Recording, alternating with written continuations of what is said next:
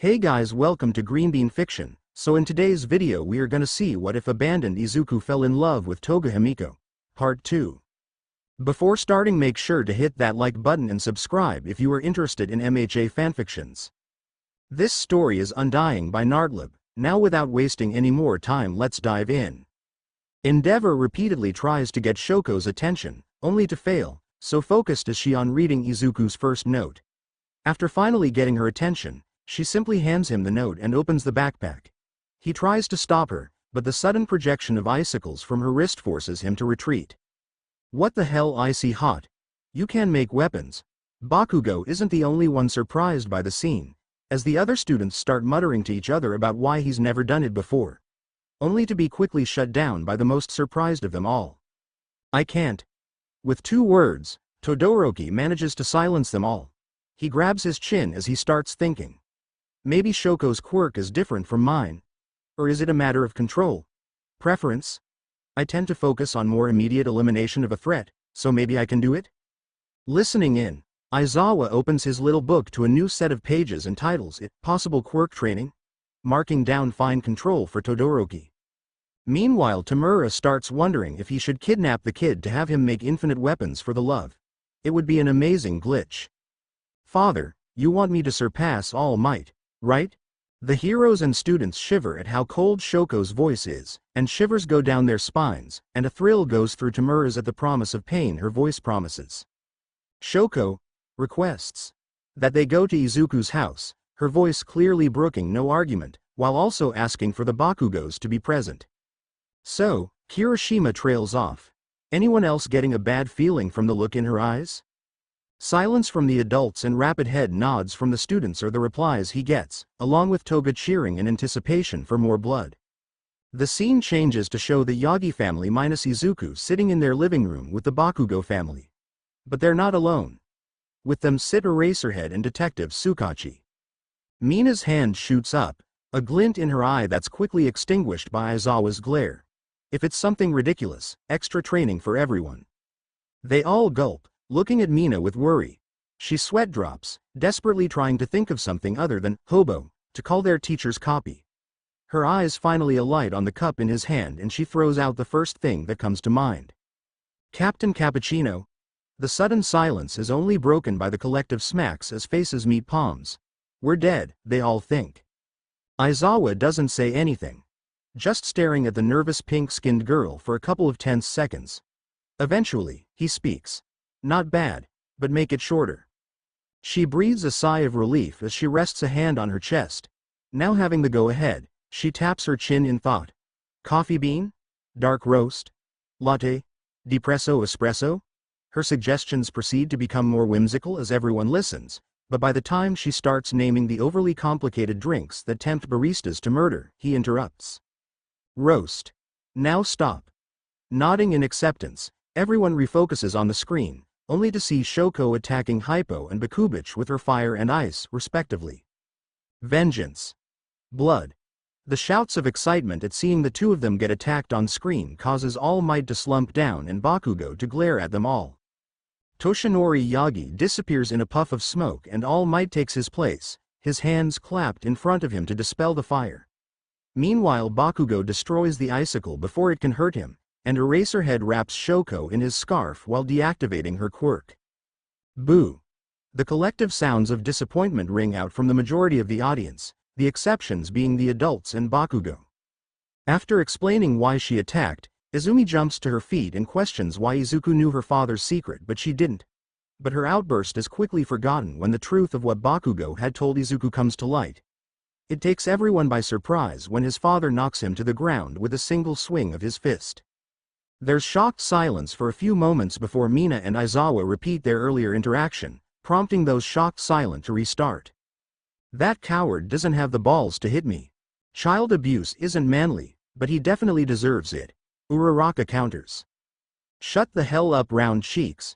After revealing Izuku's suicide note, Shoko leaves the room to get what he'd left for her, quickly followed by Detective Tsukachi. After opening the notebook, surprises continue when a white rat pops out of Aizawa's scarf. Principal Nezu has appeared.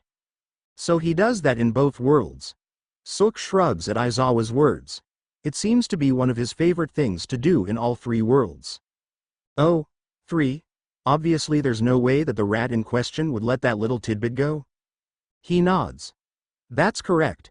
I oversee several worlds, timelines, but yours is sandwiched between the one we're currently viewing and one other. A shrug. I flipped a coin to decide which one to show. Nezu files that tidbit away while everyone else just ignores it. It's not like that knowledge would affect their lives anyway, right? There's silence in the Yagi home while Aizawa reads the letter. A silence that persists even after the letter is read. Nezu questions him about what he'd told his son, and various expressions cross everyone's face. Aizawa looks like he wants to strangle him. The Bakugo parents look at him with shock. Izumi with horror. Bakugo with self-satisfaction. But Inko, something flashes across her face, gone too quickly for anyone to notice, quickly overcome with a slightly guilty expression. A deafening silence echoes across the room once again, each person processing what they've just heard. Midori hugs squad when we get back. Sounds of agreement come from Uraraka, Toga, Kirishima, Todoroki, All Might, and Aizawa. At the looks he gets, he glares back, preventing them from saying anything. Tsukachi and Shoko return to the room, both showing hostility towards the Yagi family. After some pointed words where Shoko comes to the realization that Izumi's bullying hasn't come to light but does not reveal it, they all make their way to Izuku's room. There, it's revealed to them just how far the neglect has gone. Even my room has more stuff than that, not to mention how bad all that dust is for his health. Tsukachi adds on to Uraraka's comment. Reminds me of my training room. Tamura muses, thinking back on all the times he's decayed training equipment or random thugs while undergoing sensei's training sessions. Shivers go down the students' spines as they recall seeing what his quirk had done to their teacher's elbow. After finding the modular splints, Shoko reveals that someone has been in Izuku's room before them, as well as the notebooks not meant for her being missing. Understanding the danger, Nezu sends away the detective to begin an investigation, though he doesn't hold out much hope. He attempts to send the two pros while he informs the Bakugos and Yagas of their punishments, but they refuse. Why do I have a feeling that you cause as much of a headache for roast as much as you do for me? Nezu sips his tea with a smirk, not deigning to answer. Instead, Tsukachi speaks up. You know, he muses. Your nickname around the precincts is Rat Satan. His smirk widens as his counterpart's name is decided. Nezu declares that Katsuki and Izumi are to attend both therapy and community service until the end of the school year, and threatens to blacklist them from every hero school if they fail to make adequate progress. Meanwhile, the Yagi parents are getting a major pay cut. Rat Satan is scary. A sadistic aura seems to exude from him now, taking satisfaction in his students' fear. The screen shifts, changing scenes to a nice if plain kitchen. Normally, the sight would be unremarkable. But one thing causes it to stand out. A seemingly dead body rests on the table, a girl with messy blonde buns leaning over him. Midori. The hero side shouts, while Tamura looks on with interest. Toga is squealing about how she's made an appearance, her initial disappointment that he's not all bloody gone as soon as it appeared. But everyone gets shocked when his body suddenly sits up with a sharp gasp, startling the on-screen Toga. With a gasp, Izuku sits up, the surprised girl falling on her behind. Feeling that it's his fault, Izuku gets up to help her, but slips and falls on top of her. Though he avoided grabbing anywhere cough in particular, when he pushes himself up their faces are extremely close. Under consideration, rejected, approved, and thus, the three girls state their stances on this potential new ship while staring at each other with different expressions, with the verdicts being as expected. But one little detail that everyone's shock has caused them to overlook. Where are my clothes? Snapping their heads back to the screen so fast it's a wonder they didn't get whiplash, they see a naked Midori covering his crotch. They click their tongues in disappointment, even while they shyly cover their eyes with blushes on their faces. Except for Toga, who's unabashedly taking in his entire appearance, though the blush is still present. On-screen me, let's call her Vampy, has already seen everything. So it's perfectly acceptable for me to look too. No, it's expected for me to look since I already have. Wait a minute, I don't even have to justify myself. Mina and Uraraka's blushes deepen as they listen to her ramble, before Mina gathers up her courage and uncovers her eyes. She side-eyes the males in the room, trying to see if they're going to be judging her for looking. Despite how she acts, she does care about what people think of her. It comes with all the insults she's endured due to her appearance being altered by her quirk. But they aren't looking at her, instead they're staring at the bare Midori even more than the girls. To say Mina is shocked would be an understatement. Maybe I should warn Midori about all these guys being interested in his body, or it could be fun to try setting him up with one of them. Decisions. After being told he died a day ago, Izuku freezes, seemingly recalling what had happened to him. What he'd done.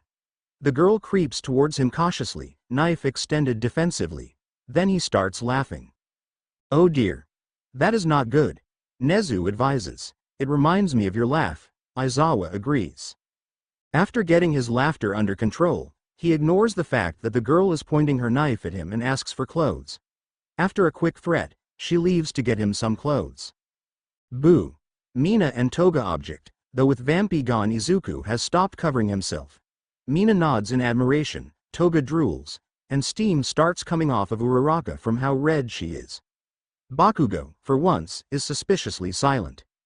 Deciding to grab a bite to eat, he opens the refrigerator, only to stop when he sees that the only thing inside are large jars filled with blood. His blood. The fuck? That's creepy as hell. Toga sticks her tongue out at Bakugo. Cooled blood lasts longer before going bad, just like any other drink. Returning to see his position, the girl gets a dark look on her face, only to be taken aback by how casual he is about the blood. After explaining how her quirk works and giving a demonstration, Izuku goes into analysis mode, only stopping when he realizes that he's still naked and rushing to get dressed. Sigh. Maybe I should give young Midoriya some advice on talking to girls. All Might muses, only to be shot down by his longtime friend. Pretty sure the symbol of bachelorhood shouldn't be giving romantic advice. Burn. At Mina's shout, Todoroki touches his scar. He knows how it feels to get burned. An epiphany seems to strike Izuku, and he explains to the girl how his family must be worried, and how they'll be so happy that he has a quirk now. All the while not seeming to realize how desperate and broken he sounds. But to the girl's surprise, he invites her to his house, revealing his father's secret at the same time. After introducing each other, they depart. All Might sighs. I'm so glad young Midoriya is better at keeping secrets than Midori. Bakugo stiffens, recalling a certain confession the broccoli-headed boy had made to him on their first day of combat training. There's no way, right? We would have seen some sign of it if it were true. But we haven't, so it's not. That shitty Deku was obviously lying to me. A quick round of explaining how she found him and why she took his body helps to pass the time while walking to Izuku's house. Which is followed by the first overt signs that all is not right in his mind. If his casual disregard for his murderous new friend wasn't enough. Perhaps he got brain damage when he jumped. He most likely landed on his head, after all. Tsukachi nods. That's a solid theory.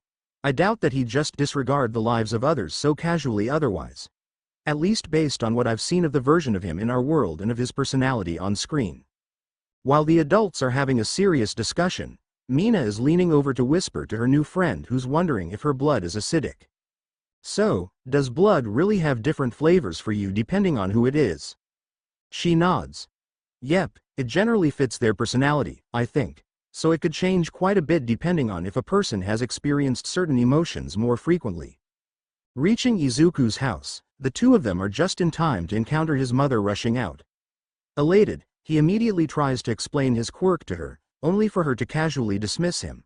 Not unlike a piece of trash on the road. Inko Murder Squad. Toga asks innocently. A few people's hands twitch but Bakugo shouts before anyone can actually make a motion. Don't compare Auntie to that trash. She's the nicest woman you'll ever meet. Taken aback by this uncharacteristic show of compassion, it's enough to knock them out in shock. Kirishima. Eliminated, or at least one of them. Damn it, shitty hair. After becoming frozen in shock, you can practically see Izuku's mental state deteriorating. Stopping only when Toga bites his neck, prompting him to initiate a hug. One that's eagerly reciprocated. Too close. Too close. Uraraka frantically waves her hands in front of herself and closes her eyes, face still red, to try and deny what she's seeing. But when she looks again, the scene hasn't changed. After pulling himself together with Toga's help, they enter his house and head to his room, where his living conditions are revealed. A stark contrast to the rest of the building. He gathers his notebooks, leaving the 3 he intends to gift to Shoko, as well as a dark green jacket with a rabbit reminiscent hood. On their way out, Toga stops him so they can grab some food. He agrees, and she kisses him. 3, 2, 1, Uraraka is down, not appropriate, Mina. Shut down by her homeroom teacher, Mina can only pout. Now there's only her and Toga left as the only girls in the theater. Sure, they've already exchanged numbers in the hope of contacting each other once all the nonsense is over with, but they were already outnumbered by the guys. Now it's even worse. Are you sure this is a good idea? I can't help but look at Himiko with some doubt in my eyes, to which she rolls her own. Obviously it's a good idea. How else are we supposed to get money? But it will be my first time. I don't think I'm ready. Huffing at my resistance, she grabs my hand and pulls me deeper into the alley. You'll define. Just make sure you stay relaxed and follow what your body wants to do. It will know how to react. Mine did the first time. I squirm as we round a corner and a person comes into view. The man is leaning with his shoulder against the wall while he scrolls through his phone. He doesn't look bad, especially for being in some random alley. In fact, his clothes practically scream that he's well off. Or at least that he's doing well for himself. Honestly, the only thing detracting from his appearance is his quirk, which has replaced his mouth with what looks like a speaker. Normally I'd be jotting down notes and questions about his quirk. Such as how he eats, if he still has a tongue, what exactly it might be, etc. But right now I'm far too nervous thinking about what Himiko wants me to do. Luckily the man hasn't seen us yet, so I can try to gather up my courage. It will be okay. Himiko said that she's done stuff like this plenty of times. I mean, I don't encourage it, but I'm not going to try and force her to change. That would defeat the whole point of me coming along with her. I'm the one who wants to change, to live my life with no regrets. I mean, it's not like I mind doing this, which is weird because I feel like I should. I really do need to figure out everything that my quirk has done to me since I first activated it. In fact, I should do it now. Yeah, this can wait until Anyo. I'm knocked out of my thoughts by Himiko bonking me on the head with the handle of one of her knives. I asked her once how many knives she carries with her, and boy was that a mistake. She spent a good 20 minutes lecturing me about how I can't go questioning girls about their secrets, then proceeded to pull a dozen knives from out of various spots inside her shirt. She said that was all she was willing to show me, but that she had another 15 scattered around the rest of her body. She said that I'd have to find the rest myself, and that she'd give me a prize if I managed to discover where they were all hidden. But given the lack of her needing to use knives since we left the Yagi house, I haven't had much of a chance. The food, when paired with my blood, has ensured that we haven't needed to go out just for our basic necessities. But that doesn't mean that I've just been lazing about. But judging by her pout, now isn't the time to reminisce. Sighing, I look at the man again, noting that he's started sending the two of us covert glances. I mean, not really covert, given that I noticed them, but he's trying at least. Luckily I'm standing in front of Himiko so he doesn't see that she's holding a knife. That would probably send him running. Seeing that I'm still trying to put things off, Himiko huffs at me. If you aren't going to do it then I am. Even if you are a good cook. A girl still wants to go out and have some fun. As she puts a hand on my arm to push me aside I sigh. Putting a hand on her chest to stop her, I nod. It's okay. I'll do it. My nerves are just getting the better of me. But if I want to live freely, I need to make sure that nothing holds me back. Not even this. I take a deep breath, and confirm what I need to do as she gets a wide grin on her face. So I just stab him? Yeah, I nod. Okay, I can do this. I can do this. Accepting the knife from her, I slide it into my sleeve and tense my wrist so it doesn't slide down. It's not really tenable long-term, but it's not supposed to be. There are straps you can wear to hold them where flexing your wrist will cause them to fall down, but Himiko doesn't have any in my size. Though she did say that we'll get me some after this to celebrate my first kill. I walk towards the man with my head down and shoulders slumped, playing as the nervous kid worried about drawing attention to himself. It's not like I don't have a decade's worth of experience with it. I hear some shuffling ahead of me and assume the guy has stopped leaning on the wall, but looking up would betray my act. It would be a small thing that doesn't fit with the rest, but it would be enough to give someone the feeling that there's something off about me. So instead, Hearing him move, I hunch down farther, trying to make myself as small as possible. When he puts a hand on my shoulder, I jump and look at him with panicked eyes. There's a smirk in his eyes as he looks down at me. "What's a kid like you doing in a place like this?" His voice is a bit odd, sounding kind of synthesized and the pitch rising and falling randomly. I stammer out an automatic reply, playing up the scared kid act while contemplating on where the best place to stab him would be. The throat will prevent him from screaming and calling for help, though his quirk might negate that depending on how it affected his vocal cords. Trying for entry through the ear would give him time to react, and there's no guarantee that I'd get it through the hole and reach his brain on the first try. Maybe I should stab him in the leg so he can't run away. We are fairly deep into the back alleys. Even if he does scream, what are the chances that someone will be brave enough, or care enough, to investigate? And not many heroes are willing to do their work where the media doesn't have a presence. Well, other than the good, underground heroes, like Eraserhead. Man, I hope that I can get his autograph one day. Wait, focus. While I've been thinking, the man has continued talking and trailed his hand down from my shoulder to my left arm. Honestly, I've been acting on autopilot, so I have no idea what he's been saying. But it doesn't really matter since I'm going to kill him. Finalizing my thoughts, I immediately act. I relax my wrist, letting the blade drop and grabbing the handle. Well, I tried to grab the handle. Despite my time practicing with it, I still mess up the timing sometimes. I guess now is one of those times.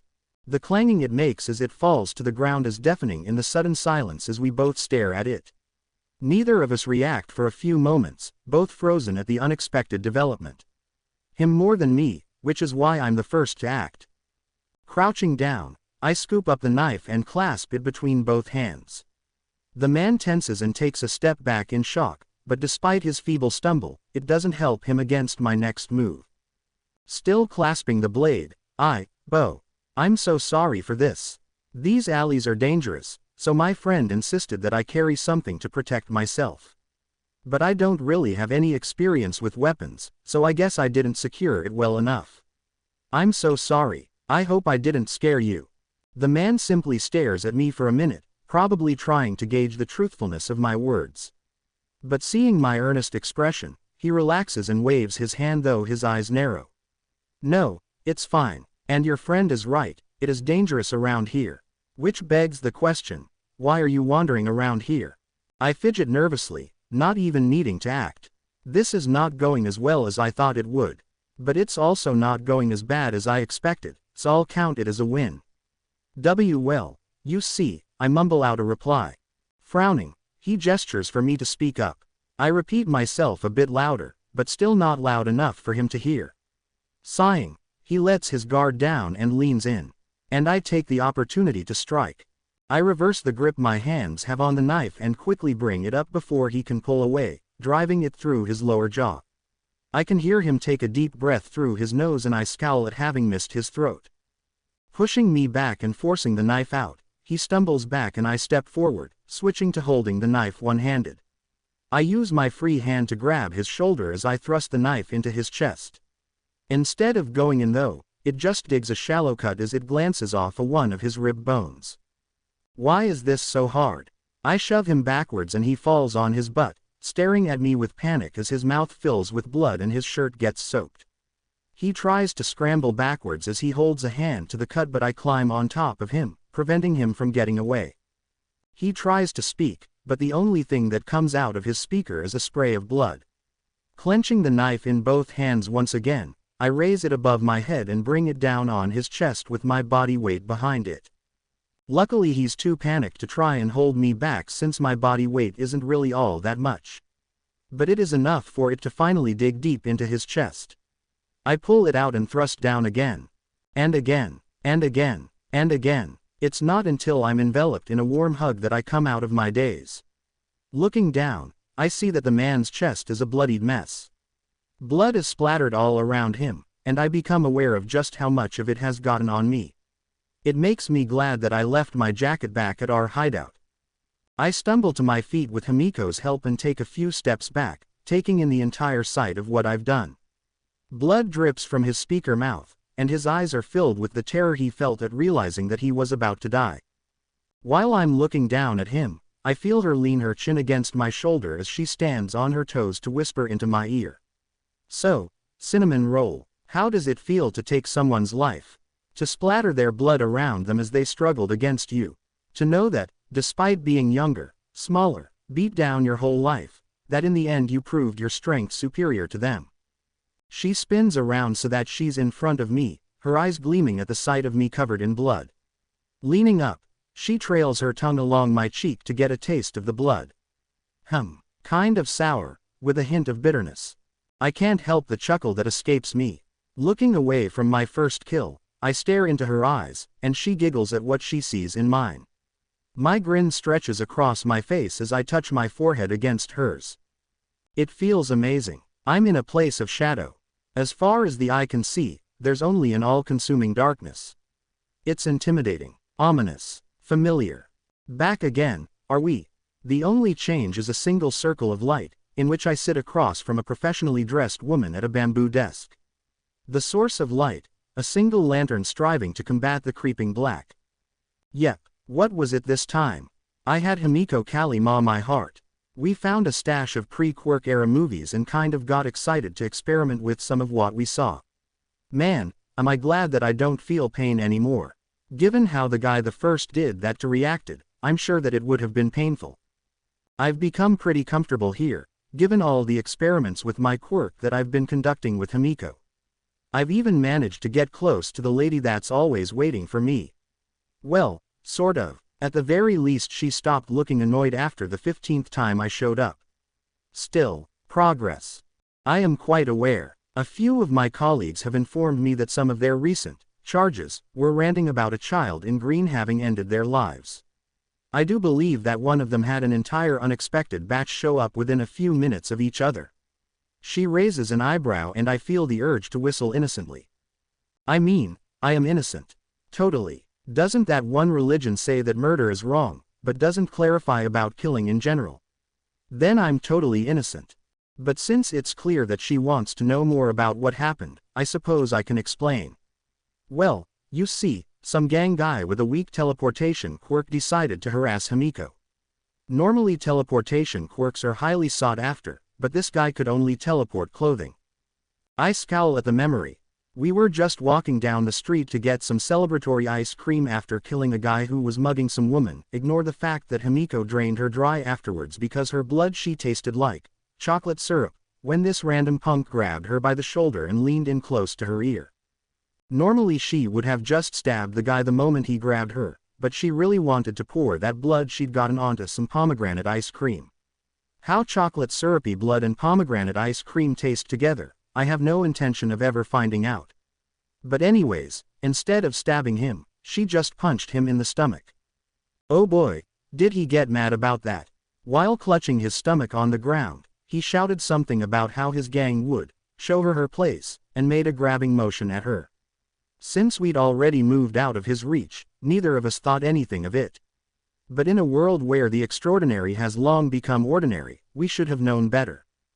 All of a sudden her shirt and skirt had disappeared from around her and ended up in the bastard's hand.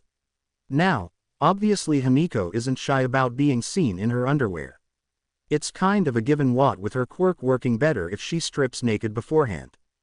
But I still have no idea how her quirk is able to copy clothes. Especially since we got blood from someone and followed him until he changed clothes, and when she transformed she was in the clothes from when she'd gotten the blood. It bothered me so much that I killed the guy. What does it mean? Cough sidetracked. Anyways, being seen in her underwear, while a bit embarrassing for her, isn't overall too big of a deal. But the way he was leering at her and talking about how he and his friends would have fun with her. Ooh. The only reason I didn't gut him then and there is because my dear precious vampire held an arm out to stop me. After letting the guy take a picture while covering herself, he ran off. Obviously we followed at a distance after I covered her with my jacket. It took a bit of time, but he eventually ended up at what looked like an abandoned warehouse. I was shocked. Really, it was whatever, honestly. But given how confident he was acting, couldn't he at least have had the decency to be part of more than some small-time gang? Like, Abandoned warehouses are the lowest of the low in terms of criminal organizations. Hell, they don't even qualify as villains. In fact, given how dilapidated it was, I would say they even barely passed the bar to be qualified as a gang, and would better be classified as delinquents. Off track again. Anyways, after confirming their location, Himiko sent me off to get something burny, and something explodey. A quick robbery of a gas station later. Thank goodness that I stole a second jacket on the way. And always keep my mask stashed in my hood, and I'd returned with 4 gallons of gas and a box of matches.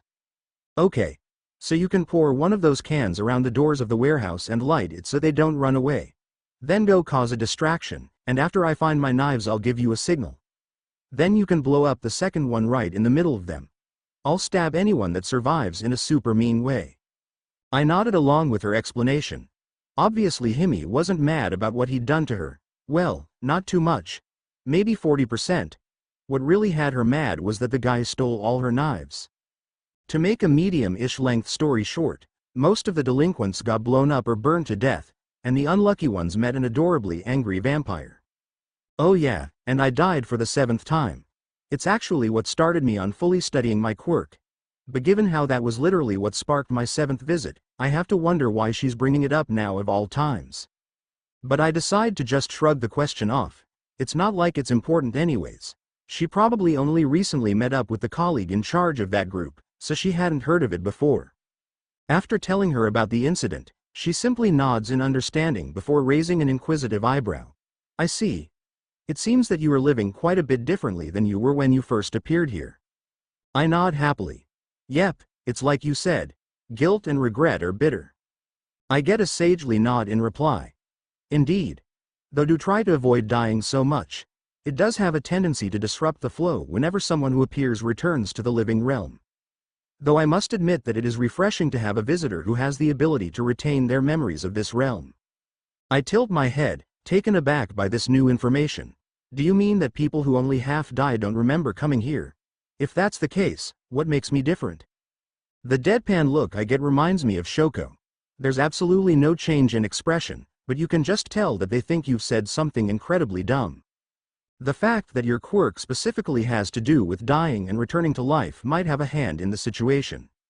I gasp, holding my hands to my mouth in mock surprise. You sassed me. That's the first time you've done that. That means you're starting to like me. Her eyes narrow into a glare. You are fortunate that the effort it would take to force your soul to remain here is not nearly worth it to do. That puts me in a serious mood. You can force people to become fully dead if they're half dead? She nods.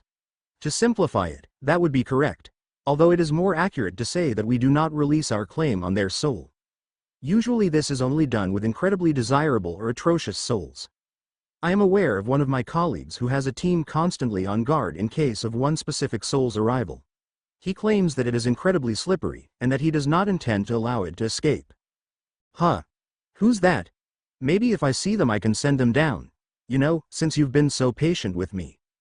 She taps a finger on her pursed lips while she thinks before eventually shaking her head. That will not be necessary. Not only is the individual they desire incredibly powerful, far outside your capabilities to kill, but I also do not care for that colleague. They're unpleasant. I nod in understanding. Yeah, I get it. They steal your lunch from the company refrigerator, right? Or did the two of you used to date? Ah, another deadpan stare. There's something refreshing about getting those. Especially when paired with that certain look in their eyes. Just then I start to feel a faint pulling sensation, making me smile. After showing up here so often, I've started being able to feel when my soul is getting pulled back to my body. The lady tells me that's not how it's supposed to work, but oh well. Guess I'll be heading back soon. I'll see you later. Ooh, maybe I'll get you to tell me your name next time. I wave my hands excitedly as I get pulled out of this place.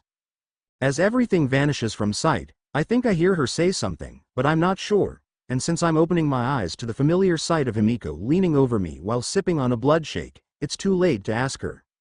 Seeing Himiko above me I can't help but chuckle, causing her to pout and stop sipping her treat. What's so funny? I shake my head and get up, her moving out of the way so there isn't a repeat of our first meeting. Though she's told me that she didn't dislike it, so maybe she was hoping for a repeat? Tossing the thought out of mind, I answer her question. I was just thinking about how nostalgic waking up like this is. Only this time we didn't end up on the floor together. I chuckle again and she smiles. Oh yeah. I was curious about how you hadn't run out of blood for me to drain and so was going to try just drinking directly, but then you just suddenly shot up and headbutted me. She puts a hand on her head and mock pouts. It really hurt, you know. I roll my eyes at that before moving on to more relevant topics. So, how long was I out that time? Huffing at my dismissal, she puts down her shake and checks the time. It looks like about 3 hours. I nod. Sounds about right. Regrowing a heart takes a bit of time. Looking up, I tap my chin. You know, instead of our plan to sell information on heroes, we could always sell my body parts instead. Over the course of the 3 months since we met and I ran away from home, we've experimented quite a bit with my quirk. The results have been pretty interesting too. First off and most important, it is not a regeneration quirk. No matter how badly my body gets damaged, it will not heal. Cuts, bruises, amputation. My quirk does not heal any of them. Not while I'm alive, at least.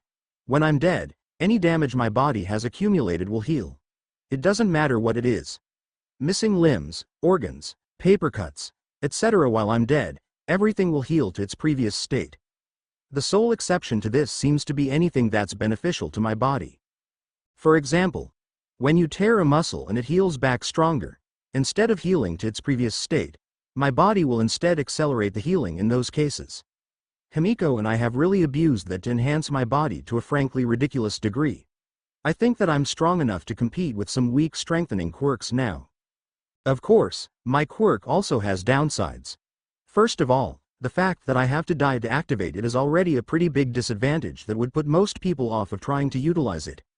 Of course I don't have that problem, given how I first discovered it. Which leads me to the second point.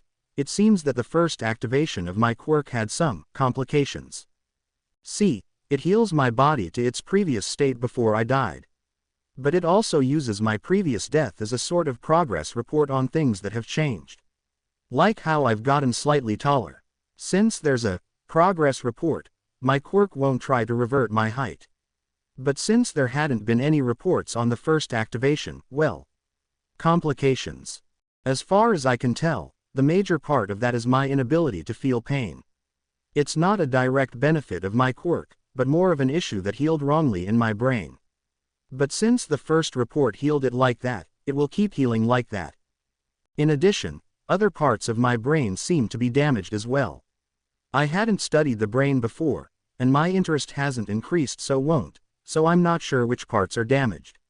But my lack of empathy towards the people Himiko and I kill is partly due to that damage. But I'm self-aware enough to realize that the majority of it is showing everyone that I'm not some weak and worthless deku. Honestly, I've even been thinking of trying to take out some of the weaker and lower-ranked heroes. Showing everyone that the person they berated and degraded for his dream being able to take out those he aspired to be like is just so appealing. But that's for later consideration. In addition to the botched healing of my first activation, as well as how it works now, I've noticed that certain things won't heal. The scars I got from my constant bullying. This one actually took me a while to notice. I'd just assumed that they fell under the category of no previous report of my first healing. But after I cut my finger during knife catching practice with Himiko, I changed my mind. That injury healed naturally, which is no surprise since I hadn't died for like a week after getting it. But after I did die, I noticed that the scar didn't heal along with my pre-death wounds. So I got curious and carved a shallow wound on my forearm spelling Himiko's name. Unfortunately, I ended up having to do it twice since Himiko walked in on me the first time and got so happy that she drank me to death, healing the wound. But the second time I managed to avoid dying until it had started to scar over. And the next time I died, it remained as a full scar. So it seems like my quirk won't heal anything that either has passed a certain period of time, or that I start considering part of my body. Obviously I haven't tested it by cutting off any parts, so I'm not completely certain of it. But when I kept a wound fresh for the same amount of time, it healed without any problem, so I'm leaning towards the latter for an answer. Now, back to my initial question to Himiko. I think that this basically confirms that the more damage my body takes, the more time it takes for me to wake up. An hour or so for minimal damage like bleeding out or lack of oxygen, then 3 to 4 for serious damage like bludgeoning, dismemberment, or removal of important organs. You know, she leads off. It's kind of weird talking to someone else and feeling like I'm the sane one. I give her a deadpan look. Ooh, I'm doing it now too. Pretty sure you're the one who got all excited about Kali Ma, due to all the blood involved. She snorts in opposition to that. Please, you were way more excited than me. You did it too, like 5 people before I did. That's because you wanted to do it to me first. She blushes and looks to the side while bringing her fists up to her chin. Well, yeah, a girl's first time is special, so obviously I'd want you to have mine. Izuku X has stopped functioning. Seeing my state, she sticks out her tongue and taps her head. Whoopsie. Teehee. Backquote. By the time I manage to reboot, it's almost time for dinner. Apparently there's this bar the information broker Himiko's been in contact with recommends, so that's where we're going to eat. Maybe I'll even get to try some alcohol. No drinks. How are you going to be cinnamon roll if your blood tastes like alcohol? I pout while we walk down the street, my hair covered by the hood of my jacket while I play with one of the ears. There are cinnamon rolls made with alcohol, I'm sure. Somewhere. In response to my pout, she clicks her tongue and wags her finger at me. Tisk, tisk. That's some naive thinking, given that I haven't had alcohol before. No drinks for me means no drinks for you. I kick a can while grumbling to myself. No drinking, no cursing, we're villains, sort of. Why am I not allowed to do either of those? A roll of the eyes is her only response since we both know what her answer will be. Those things will ruin my flavor. HMPH. Another kick of the can sends it tapping against the shoe of some guy in a vest and wielding one of those trash sticks that stabs stuff. Judging by the way he whirls on me, I'm guessing that he's taken offense at that little tap. But seeing just who it is, that makes sense, and I almost freeze. But I don't. Instead, I pull my hood down farther over my face and look down in order to hide it while they yell at me. Watch it, you damn extra. I already have enough problems dealing with this shit, I don't need you causing more. Kachan's yell echoes down the street, drawing the attention of all the passers-by, though the majority of them go back to what they were already doing.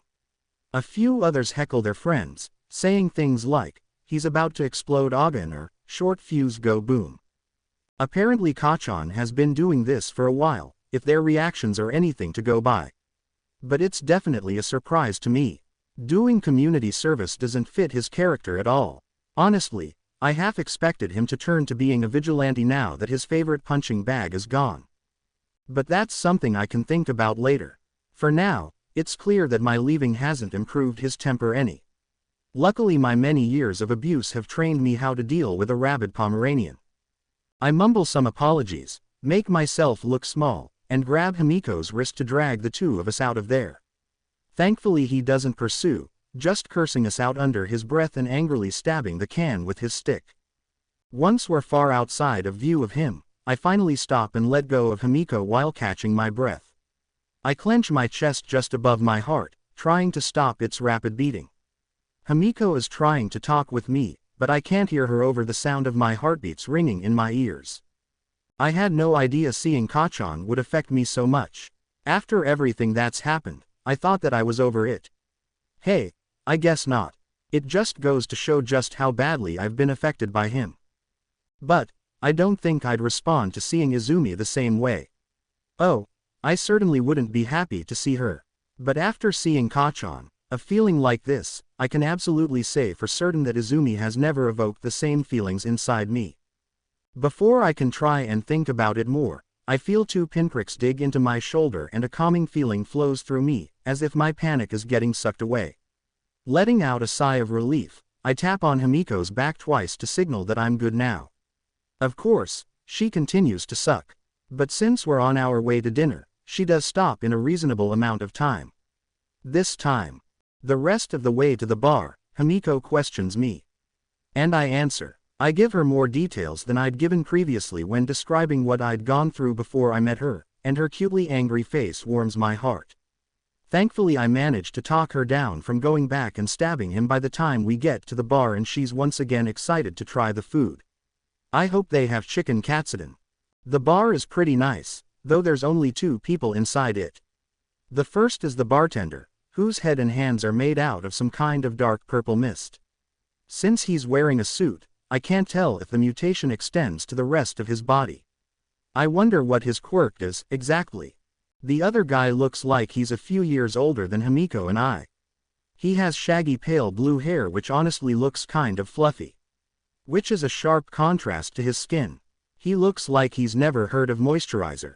Well, I can't see his face since he's focused on the game in his hands, but I can say that his hands definitely need moisturizer. Seriously, how can his hair look so soft while his hands look so dry?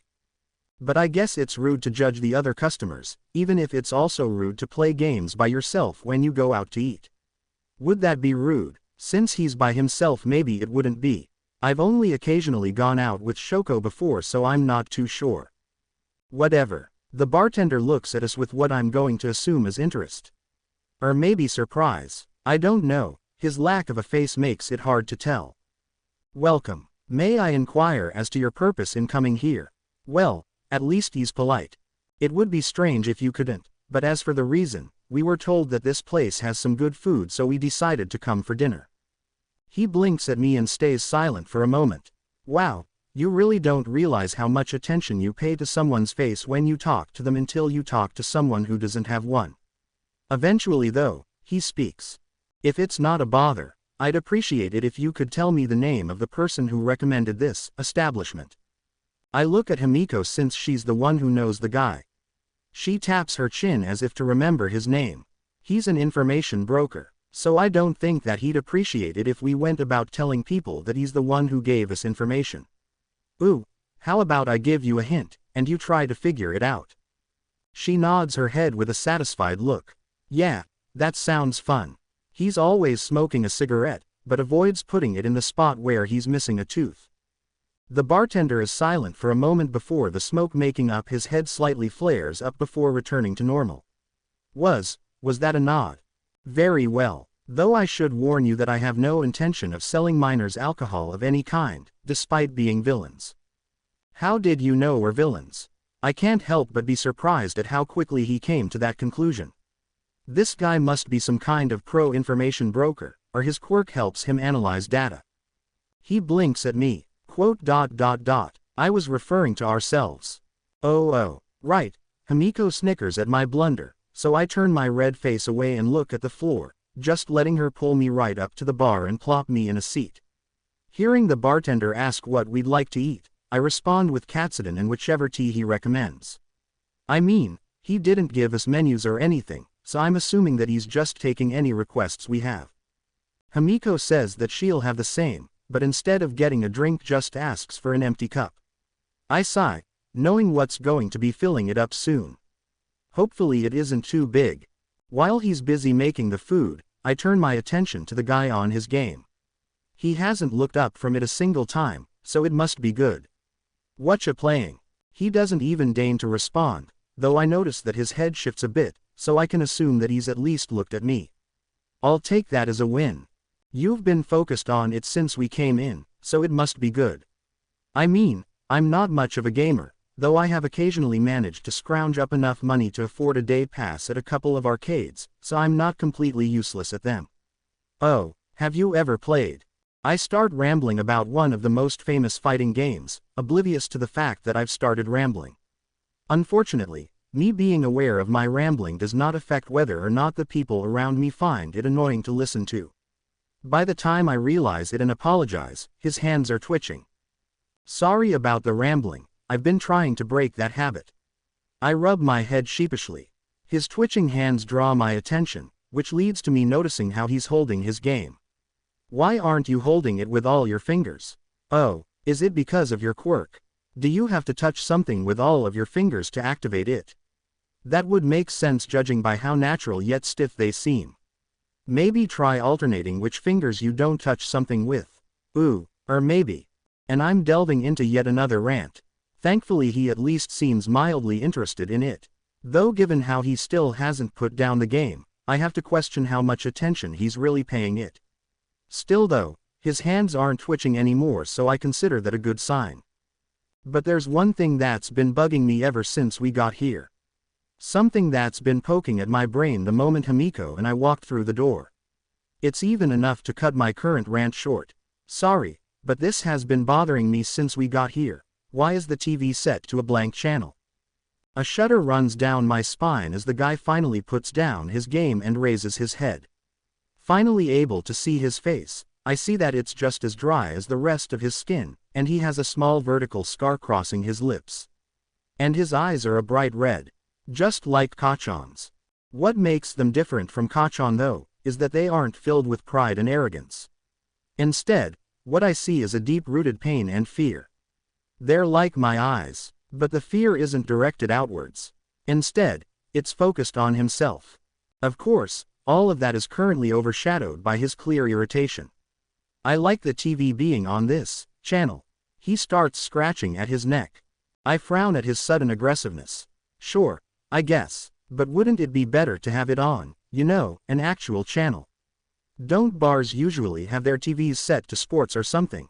He scowls as his fingers dig deeper into the skin of his neck. You can't believe everything you see on TV, kid. I huff at him, and out of the corner of my eye notice that Himiko has her phone out and pointed at the two of us. I dismiss it easily, given how I fully support her oddities. If she wants to record the two of us having a conversation, then that's fine with me.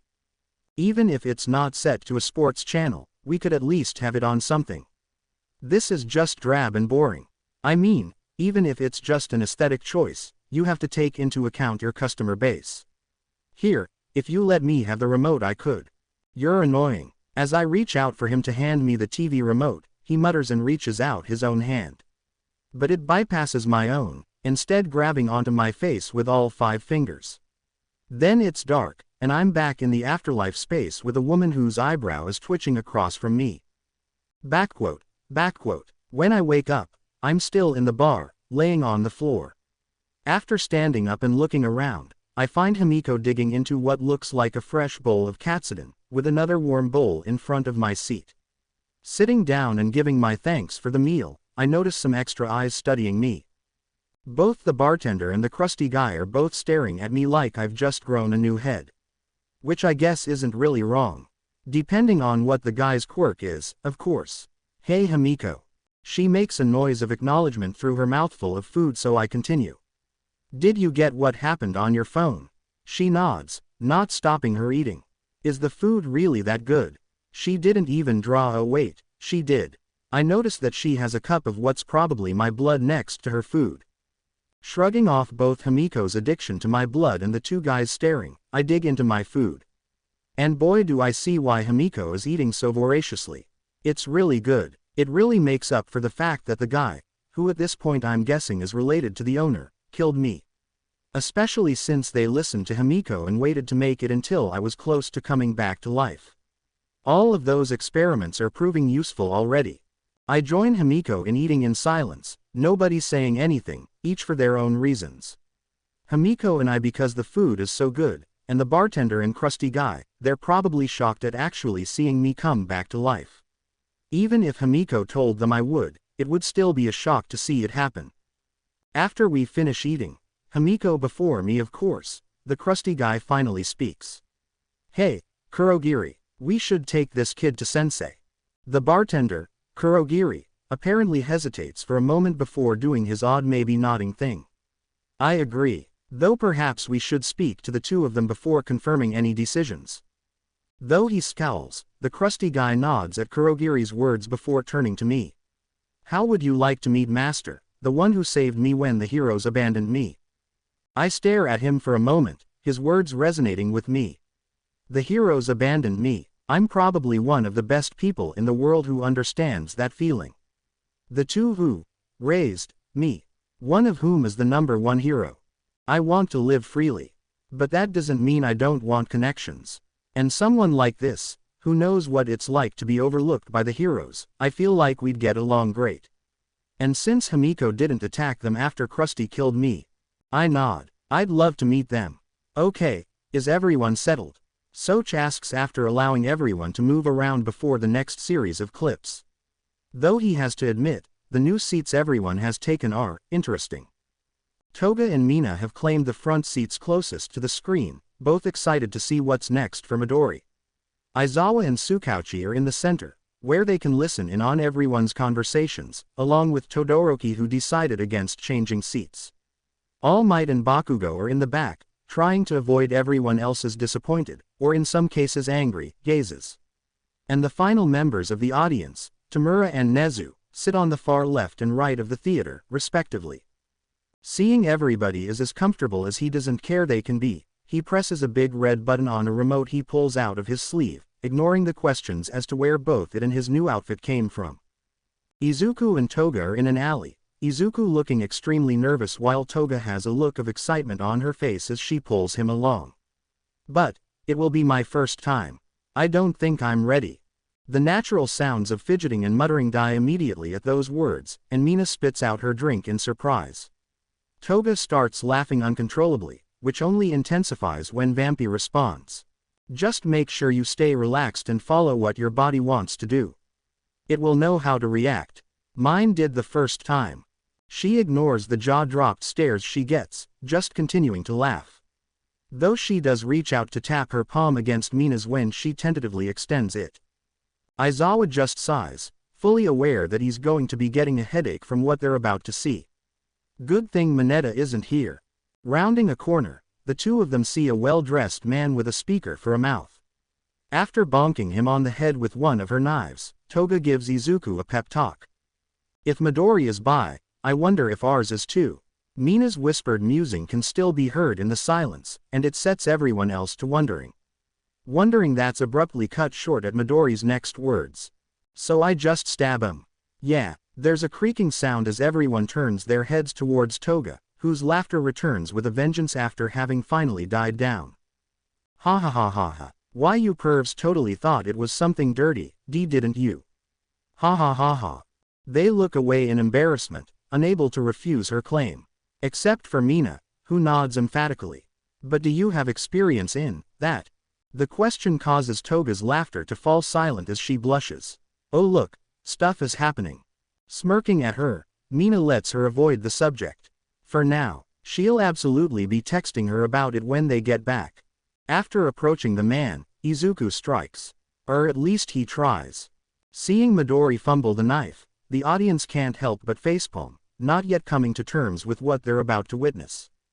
Figures, Bakugo snorts. Damn nerd can't even kill someone right. He promptly gets smacked on the head by All Might. If I do get him to join my party, maybe I should keep him as support, Shimura mutters to himself at the sad display. But he doesn't let his initial failure stop him. Turning his mistake into an opportunity, he gets the man to let down his guard. Which is quickly followed by a quick but bloody struggle. But he doesn't stop after the man is dead. Instead, he stabs him again. Over and over until Toga wraps him in her arms. The silence returns, the sight of the nicest person any of them have ever met, except Toga, putting them into a daze. They understood what he was trying to accomplish. But they never actually thought that he would succeed. Maybe I won't keep him as support. So, cinnamon roll, how does it feel to take someone's life? As Midori looks Vampy in the eyes, the heroes shudder at the gleam shining from his eyes. It's one they've only seen on the most unstable of villains. Ones that are so far gone in their path of villainy that they no longer perceive the world the same way. It's unhinged, unnatural, psychotic. It's so cute. It feels amazing. Quote. The heroes watching don't know what to say as they watch the boy jump into villainy headfirst, with just as much enthusiasm as their own does with Hero Ing. The screen fades to black, the next scene preparing to appear. But only a single image of Izuku sitting across from a woman in a suit appears before the darkness surrounding them stretches. Their forms are quickly obscured, and the screen starts to glitch. Not letting his panic show, Soch summons a keyboard that his hands fly across, faster than many speed quirks. The audience looks on in confusion, not understanding what happened. Eventually, he lets out a sigh of relief and wipes his sleeve across his forehead. He looks back at them with a strained smile. Sorry about that. Apparently Midori's quirk works a bit differently than I thought in this world. At their inquisitive looks, he explains. See, while I have jurisdiction over 3 worlds, that's only for the living in those worlds. I have no power over the dead. That falls under someone else's domain. They jolt. Are you claiming that there is an afterlife? He waves his hand in a so-and-so gesture at Nezu's question. Sort of. It depends on who's in charge. Maybe they decide your world gets an afterlife, maybe they decide you immediately get reincarnated. Or maybe they turn your souls into meals. They shrug disinterestedly. It's entirely up to them what to do with your souls after you die. So long as your world doesn't get overrun with free-floating souls. Or as they're commonly called, ghosts. He glances back at the screen. Though it seems like they don't want us seeing what they do in this world. It takes a bit of time before the screen goes back to normal, but it passes quickly for them while discussing what the afterlife in their world might be like. Izuku wakes up to Himiko leaning over him while drinking a blood milkshake. Why didn't I think of that? Just make sure you get a second blender and label which you use for blood. Not everyone wants to have blood in their shakes. Aizawa starts getting a cold sweat while listening to the 2 girls in front of him. This friendship sounds like a bad idea. After talking a bit about how his quirk works, along with a bit of flirting, Himiko suggests that they go out to eat at a bar recommended by the information broker she recently got in contact with. Tamura's eyes narrow at the word, bar. He knows that his master and Kurogiri had discussed letting people in and treating it like an actual bar, but he'd managed to convince them that they shouldn't. Reed threw a fit because he's an introvert and didn't want random people in his secret base. Seeing the route the 2 on screen take to their destination, he can't help but get a bit worried. It looks like the other me failed to stop our base from getting swarmed by randoms. By the time they encounter Bakubich, he's starting to internally panic. The heroes will definitely check the location when everyone gets back. But I don't want to change bases, I like the bar. After encountering Bakugo, who doesn't see through Izuku's flimsy disguise, the 2 hurry away. To calm down Izuku's panic attack, Himiko starts to suck his blood, reassuring him that she's there for him. You're a good friend, Himiko. EEHH. Toga makes a buzzing sound while crossing her arms in an X. Wrong. I'm the best friend. Mina laughs, and Aizawa opens his mouth to say something. But, AAA AAA AAA AAA AAA. Everyone suddenly hears screaming. It starts out faint, but steadily grows louder, confusing them. But none as much as Soch, who knows only another administrator is supposed to be able to enter this space. And even then he'd be aware of someone approaching. But this screaming is completely unexpected. So much so that he doesn't react in time to prevent disaster. The screaming is suddenly right next to them, and they can hear that it's not just 1, but 2. Both filled with incredible rage and a desire for death. And death is what they get, though not from the one they want to die. 2 behemoths crash through the room from above, their flailing limbs striking many of those who were lucky enough to avoid being crushed.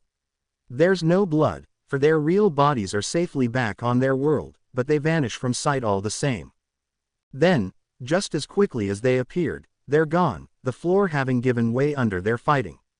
Leaving behind a trashed room, a baffled administrator, and 2 shell-shocked girls. One of whom is having flashbacks back to a certain incident back in middle school. Soch works furiously to keep the rest of the room from collapsing. Not an easy feat considering all the damage. But he manages after condensing the room into a smaller and more reinforced form. Finally able to breathe a sigh of relief, he turns his attention to his 2 remaining guests, who are both freaking out in their own ways. What the hell was that? That was some kind of kaiju fight. Why are there kaiju fights wherever we are? Can we turn into kaiju and fight? Toga's freak out is as amusing as it is strange. It was him again, why was he here? Mina's freak out is quieter. More afraid, but perhaps more noteworthy. It seems that she recognized one of the giants. Both of you calm down, have some apple blood.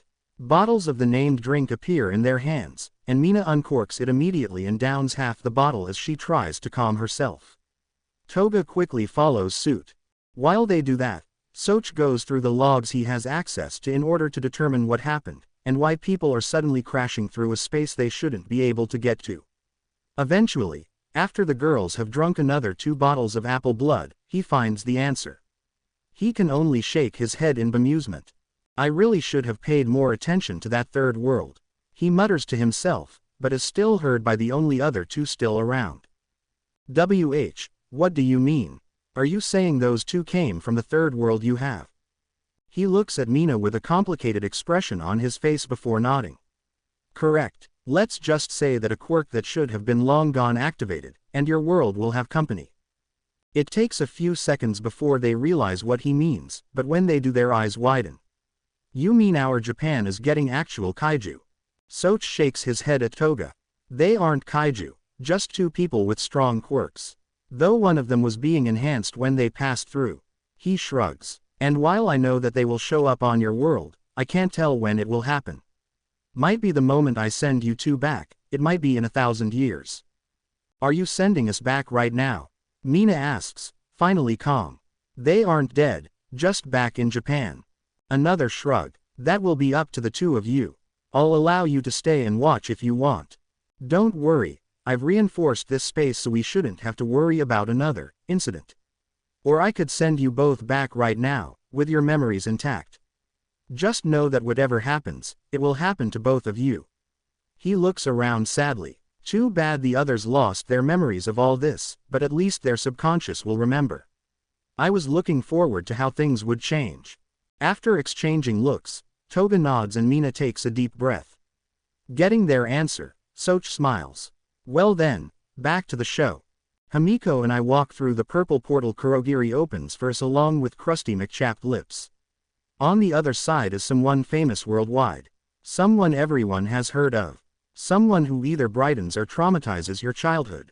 Indeed, it's the legendary Mr. Potato Head. I had no idea that the toy was based on a real person. Ooh, do you have the parts of your face laying around this lab somewhere? Is this like a scavenger hunt? Did you lose them because you took off both eyes and couldn't see anymore? Hey, Himi, let's help him out and find his eyes for him. Maybe we can get an autograph after. Himiko facepalms while the others are frozen in shock at my barrage of words. But I guess that makes sense. Thinking about it, I doubt Mr. Potato Head is his real name, it's probably just his brand name. And judging how we got here by portal, he probably doesn't get a lot of new visitors. Himi says with a serious look on her face. When I tilt my head in confusion, she sighs. Remember earlier when I said that sometimes it feels like I'm the sane one in our relationship? I nod and she continues. This is one of those moments. I pause my excitement for a moment and replay what I said before my eyes widen in understanding. I'm sorry about that, I guess I let my excitement get away from me. I rub the back of my head sheepishly. Thankfully my apology seems to get the other 2 back to normal since Potato Head turns to Krusty. Tamura, why have you brought such a disrespectful child here? Rude. I'm not disrespectful, I'm excitable. There's a difference, sort of. His quirk brought him back to life. I figured that you would want it, sensei. His reply is straight to the point, rather bland I'd say. Potato Head's reaction isn't though. He jerks straight up in his chair, which honestly looks super uncomfortable without any cushions on it. And he turns his eyeless and noseless head towards him. What, are you certain that it is not simply a powerful regenerative quirk? The now named Tamura nods his head as he rests 4 fingers on the side of his neck. I'm sure. I completely disintegrated his head, but for some reason it didn't travel to the rest of his body. After he died, his girlfriend. I can't help my blush-accompanied shout at his casual claim. I mean, sure I like her, but we aren't officially dating, I think. Well, I haven't had a girlfriend before so I'm not entirely sure, but still. As my face starts to reach cooking temperature, I shyly look to the side only to see Himi giving me an odd look. Why are you acting surprised? We've been together ever since you let me drink your blood. That long. This day is just full of surprises. First I see Kachan doing community service, then she brings me to a bar for dinner. I get my head destroyed. By disintegration he said. Meet Potato Head, and now I find out that Himi and I have been dating for months. It's hard to wrap my head around this, but as Himi hugs my arm, I decide that I can accept that I'm just kind of oblivious in social situations. Seeing that I'm done with my outburst, Tamura continues as he scowls at me. As I was saying, the girl told me that his head would grow back after about 3 hours. It took an extra couple hours, but she was right. He was completely dead, and he came back to life. Kurogiri even checked his pulse after I'd grabbed him. Watching him grow a new head was pretty creepy, definitely rated M. Seeing his gaze drop down to my neck as Potato Head turns to me with a smile through his oxygen mask, I try to follow his gaze. But since whatever he's looking at is on my neck, it doesn't really work. Seeing my predicament, Himi, my now girlfriend, takes a picture and shows it to me. Taking her phone from her hand, I look and see what's drawn their attention. There's a jagged scar running around my entire neck, like if someone wrapped something coarse around it and pulled. I'm silent as I turn my head to look at it from different angles, my brow furrowed. This is weird. I've never gotten a scar or anything like that from something that killed me before. Does this mean certain types of wounds can't be healed? Or is it something to do with his quirk? On one hand, I don't really want to die anymore, on the other, I really want to study your quirk. I look up from my thoughts only to have my vision filled with the palm of someone's hand. I'm surprised, obviously. I really need to stop getting lost in my thoughts and mutterings. One of these days it's going to get me in trouble. But that day is not today, since Himi slashes at the outstretched wrist, causing them to pull back. Even without eyes, you can tell he's angry just by the pressure he's giving off. Himi flinches, and her knees buckle, but I hold out a hand to steady her. Feeling my reassuring presence transmitted through my touch, her legs stop shaking and she looks up to meet his glare. Next to him, Tamura is holding out his hands in his own preparation to fight. But is that really necessary? I'm not even sure what the guy was trying to do given how much I was thinking at the time. Can you explain what you were trying to do? I promise that I'm paying attention this time. Everyone can see that he's impatient, but to my surprise he actually holds up his hand to stop Tamura from attacking. Grumbling, he listens, but given how quick he was to kill me when we first got to the bar, that doesn't really mean much. But my attention is completely focused on Potato Head, something that I'm only comfortable with due to the knowledge that Himi will have my back no matter what happens. The growl is clear in his voice when the man speaks. I have the ability to give and take quirks, as such I would like to take yours. Coming back from the dead is quite the feat, something that I'd like to add to my own arsenal of quirks. Rest assured that I would allow you to have the quirk of your choice in exchange. You nodded, so I was under the impression that you'd agreed. I scratch my head sheepishly while Himi sighs beside me. Sorry about that, I was thinking about Tamura's. It's Shigaraki to you, Lootbot. I continue as if I wasn't interrupted. Quirk since my healing left a scar. The only time that's happened is when I intended for the wound to stay. See, to demonstrate I pull up the sleeve from my jacket and reveal the scar carved from Himiko's name.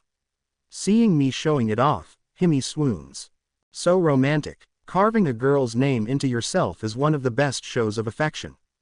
I raise an eyebrow without taking my eyes off of the two in front of me. Then what would be the best? She glances up while tapping her chin with her index finger. Maybe spelling out my name with dead bodies. Or blood. I think that I'd prefer blood, that way I can drink it later. But it would have to be somewhere that heroes wouldn't be trying to get rid of it. I nod before noticing that Potato Head and Shigaraki are getting impatient. Focusing back on the matter at hand, I clear my throat. Sorry again. Anyways, even if you obtained my quirk, there's no guarantee it would work for you. The people in charge of the afterlife are able to keep you there if they choose. I'm told that my soul just isn't valuable enough to do so. Seeing that I'm talking about my quirk, the two of them calm down and Potato Head rests his head on his fist. Interesting. And what exactly would make someone's soul valuable? I shrug. Dunno. Probably like age and achievement or something. They did say that extremely atrocious or desirable souls are the main ones they'll stop from coming back. Apparently one of my handlers, as I call her, has a coworker who's been waiting on a soul for 200 years. They even have an entire team waiting to grab them when they eventually go down. There's silence as they process the information, and looking at Potato Head, I realize something. The top half of his head isn't how it's supposed to look, it's actually all scar tissue. I probably would have noticed earlier, but it's pretty dark in here. And his oxygen mask covers basically the only part of his head that isn't scarred, so I think I can be forgiven for not realizing sooner. And with this realization comes another. You won't heal your scars if you take my quirk and come back to life. Any damage from before your first death remains, except for around the time you die.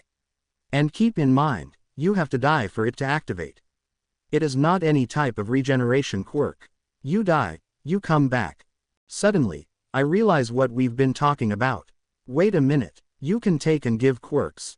While Potato Head seems lost in thought, Shigaraki frowns at me while Himi rolls her eyes. Talk about bad lag. Yeah, cinnamon roll, that was a super late reaction. You feeling off from having your head turned to dust earlier. I wave off her concern as I pull out a fresh notebook and flick my wrist, suddenly holding a pen. That doesn't matter. A quirk like this overturns basically everything we know about quirks. I'm sure that this guy has taken at least one mutation-type quirk before, but it doesn't seem to have affected his own body. Which means that mutations might not actually be passive like everyone believes. They're more like nobody knows how to turn them off. I quickly tap my chin with the point of my pen, ignoring the mark it left as I go back to writing at a mildly slower speed than my muttering. Those healed muscles are really coming in handy. Or it could be that his quirk keeps them in a kind of storage, and they only become active when he wants them to. Still though, that would raise the question of whether or not he can give someone a mutation-type quirk and change it from passive to active, thus turning it from a mutation to a transformation type. What about animal types like Mirko? Would he be able to turn her fully human if he were to take her quirk? Her quirk literally turns her into a rabbit, but the only things that could obviously change for her are the ears and tail. Her leg strength is part quirk and part training, so would that strength be gone? Or would it stay? There's ow. Feeling something hit me in the head, I give out the obligatory sound of pain even if I'm not in any. I'm told it's creepy if I just accept the hit and turn towards the person, who in this case is Himi with a palm-sized frying pan. Why do you have a frying pan? For when you go mega muttering super quirk analysis mode. Just look at that guy. He's basically passed out on his feet. I turn my head to follow where the pan is pointing only to see Shigaraki with glazed over eyes and slightly swaying. Hee hee, whoops, but to both of our surprise, chuckling echoes throughout the room. The source, Potato Head. Ha ha ha, that's quite the mind you have there, boy. You've only just learned of my quirk, yet have already figured out quite a bit about it. Tell me, can you do this for any quirk? Tilting my head, I pull out one of my older notebooks and toss it to him. I really like quirks. At first I analyzed them because I thought it would help me to become a hero. But after All Might crushed that dream, I decided that I could make some good money from selling the information. I sheepishly rub the back of my head. Though I haven't gotten around to it yet, Himi has been looking for a broker we can work with that wouldn't try to take advantage of the fact we're so young. You really should go easier on how much you hit me, Himi. She seems to think about it for a moment. No cursing. My vision is a bit blurry now, but whatever. She's cute when she gets like this. If that's the case, I have a proposition for you.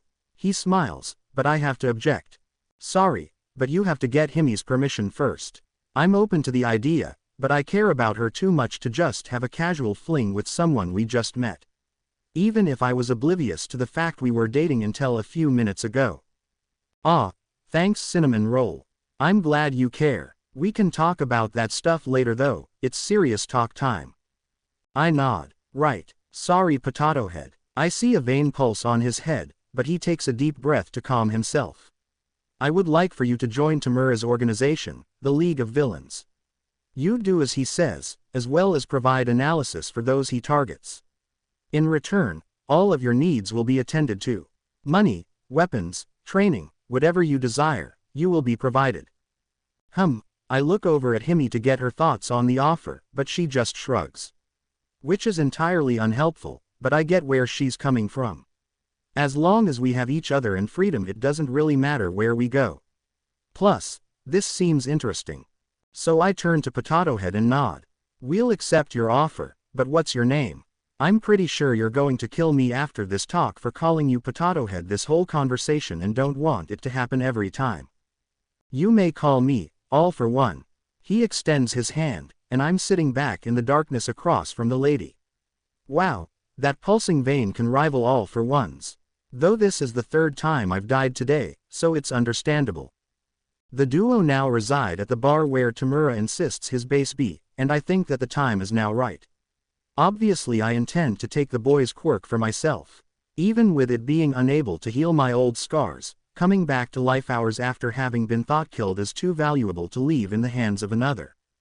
Of course, this rests on the caveat that I can take his quirk. I cannot take or give quirks from the dead. The Nomu Dr. Garaki is working on or a small technical difference which allows the transfer. Even then it is not a sustainable process yet, it is likely that it will not be for a long while yet. But as for the boy, he has died. There is no point debating that when I completely destroyed the top half of his body in order to fully test his quirk. It certainly had nothing with him calling me potato head. I am above such petty trivialities, after all. Nor was I offended at their flirting in my presence. I am the most powerful man alive. Should I wish for a relationship I would have one. But that is unimportant. What is the fact that I am currently using a quirk to ensure that the boy and girl won't wake up while I take his quirk. Given that his analytical skills would greatly benefit Tamura's growth, I'll likely grant him one of the regeneration quirks I possess. After ensuring that the boy won't wake up when my quirk enters him, I stretch my hand through Kurogiri's portal and grip his head. And that's where things go wrong. I do manage to find his quirk successfully, which means that it hasn't become cemented as a part of his soul. But when I grab a hold of it, instead of me pulling it out, it somehow pulls me in. In where? I am unsure, but that is the sensation I have. An odd feeling envelops me, though it seems more focused around where my eyes used to be, and the world briefly turns blank, the various observation quirks I use having stopped functioning for a brief moment. One in which I now find myself in another location. I turn my head, seeing nothing but darkness outside of this small circle of light. I pause as realization hits me harder than All Might did. Slowly, I raise my hand in front of my face. And I see it. Somehow, my sight has been returned. And as I run my hands over my head, I find that they aren't the only thing that's been returned to me. My smooth silver hair is back as well. Not only that, but the scar tissue that covered the majority of my head is nowhere to be found. I'm pulled from my astonishment by an unexpected voice across from me. Well now, this is unexpected. I'm startled to find a woman suddenly sitting across from me, dressed in a professional business suit. Immediately I curb my expression, adjust my posture to project my superiority, and tilt my head just enough so that, while they are aware they have my attention, they are also intimidated by the fact that I am looking down upon them. Intimidation and manipulation is an art form, one that I've worked quite diligently to cultivate over my 2 centuries of life.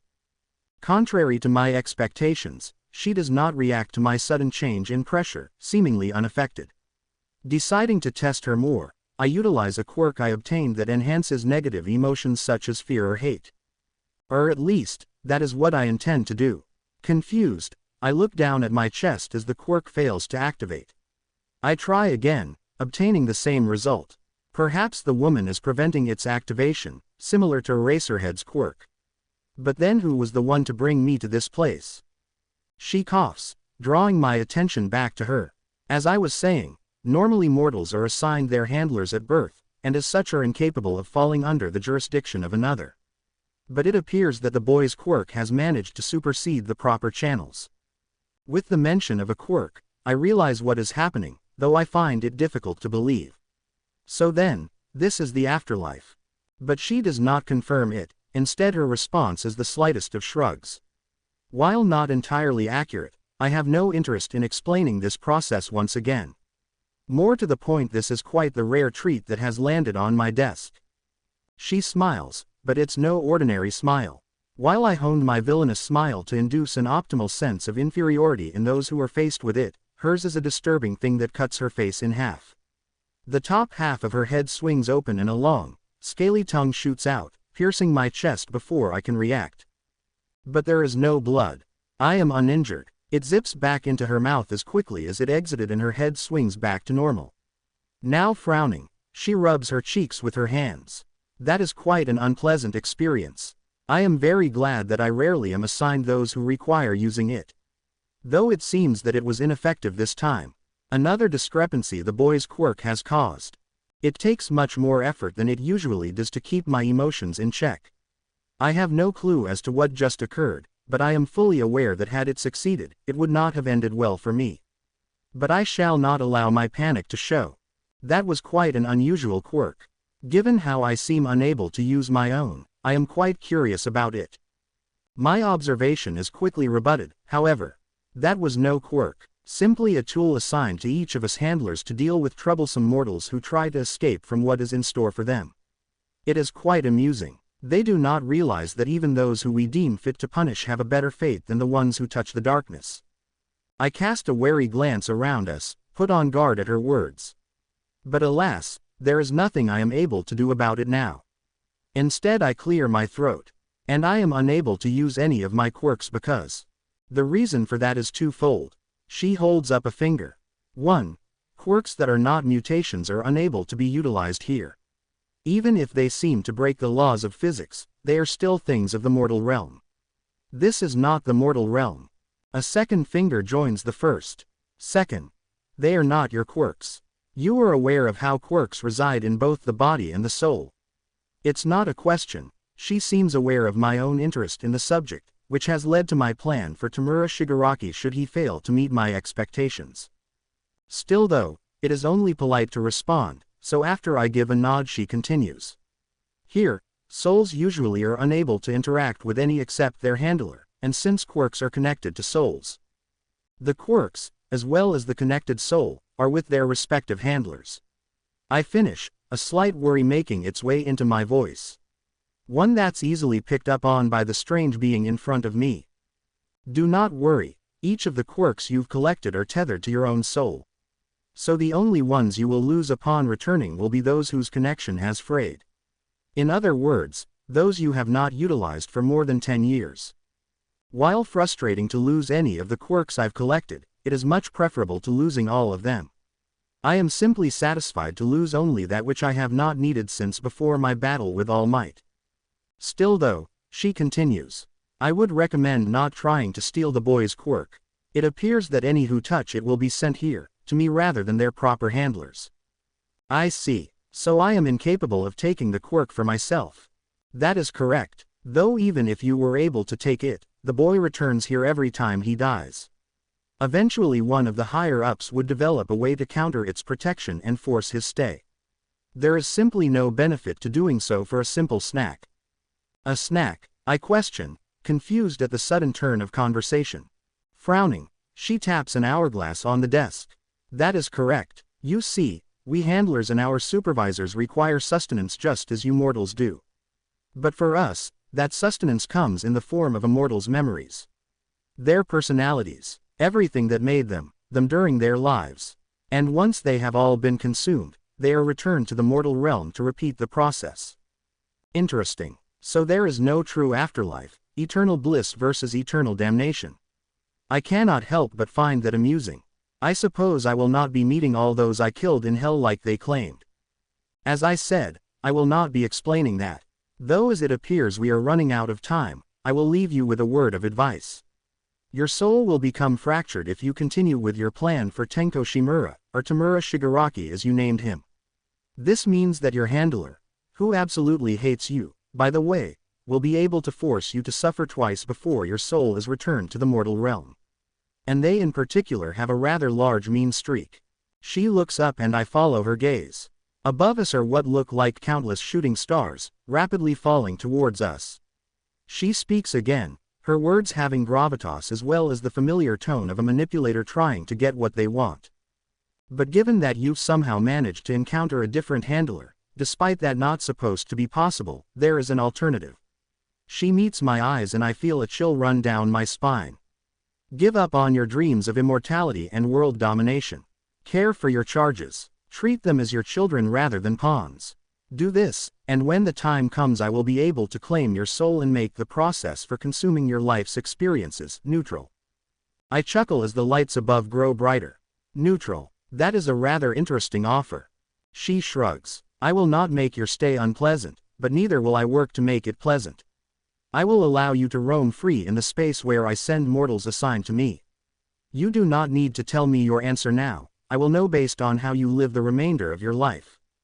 The light is nearly blinding now, though the darkness around us has failed to be pushed back.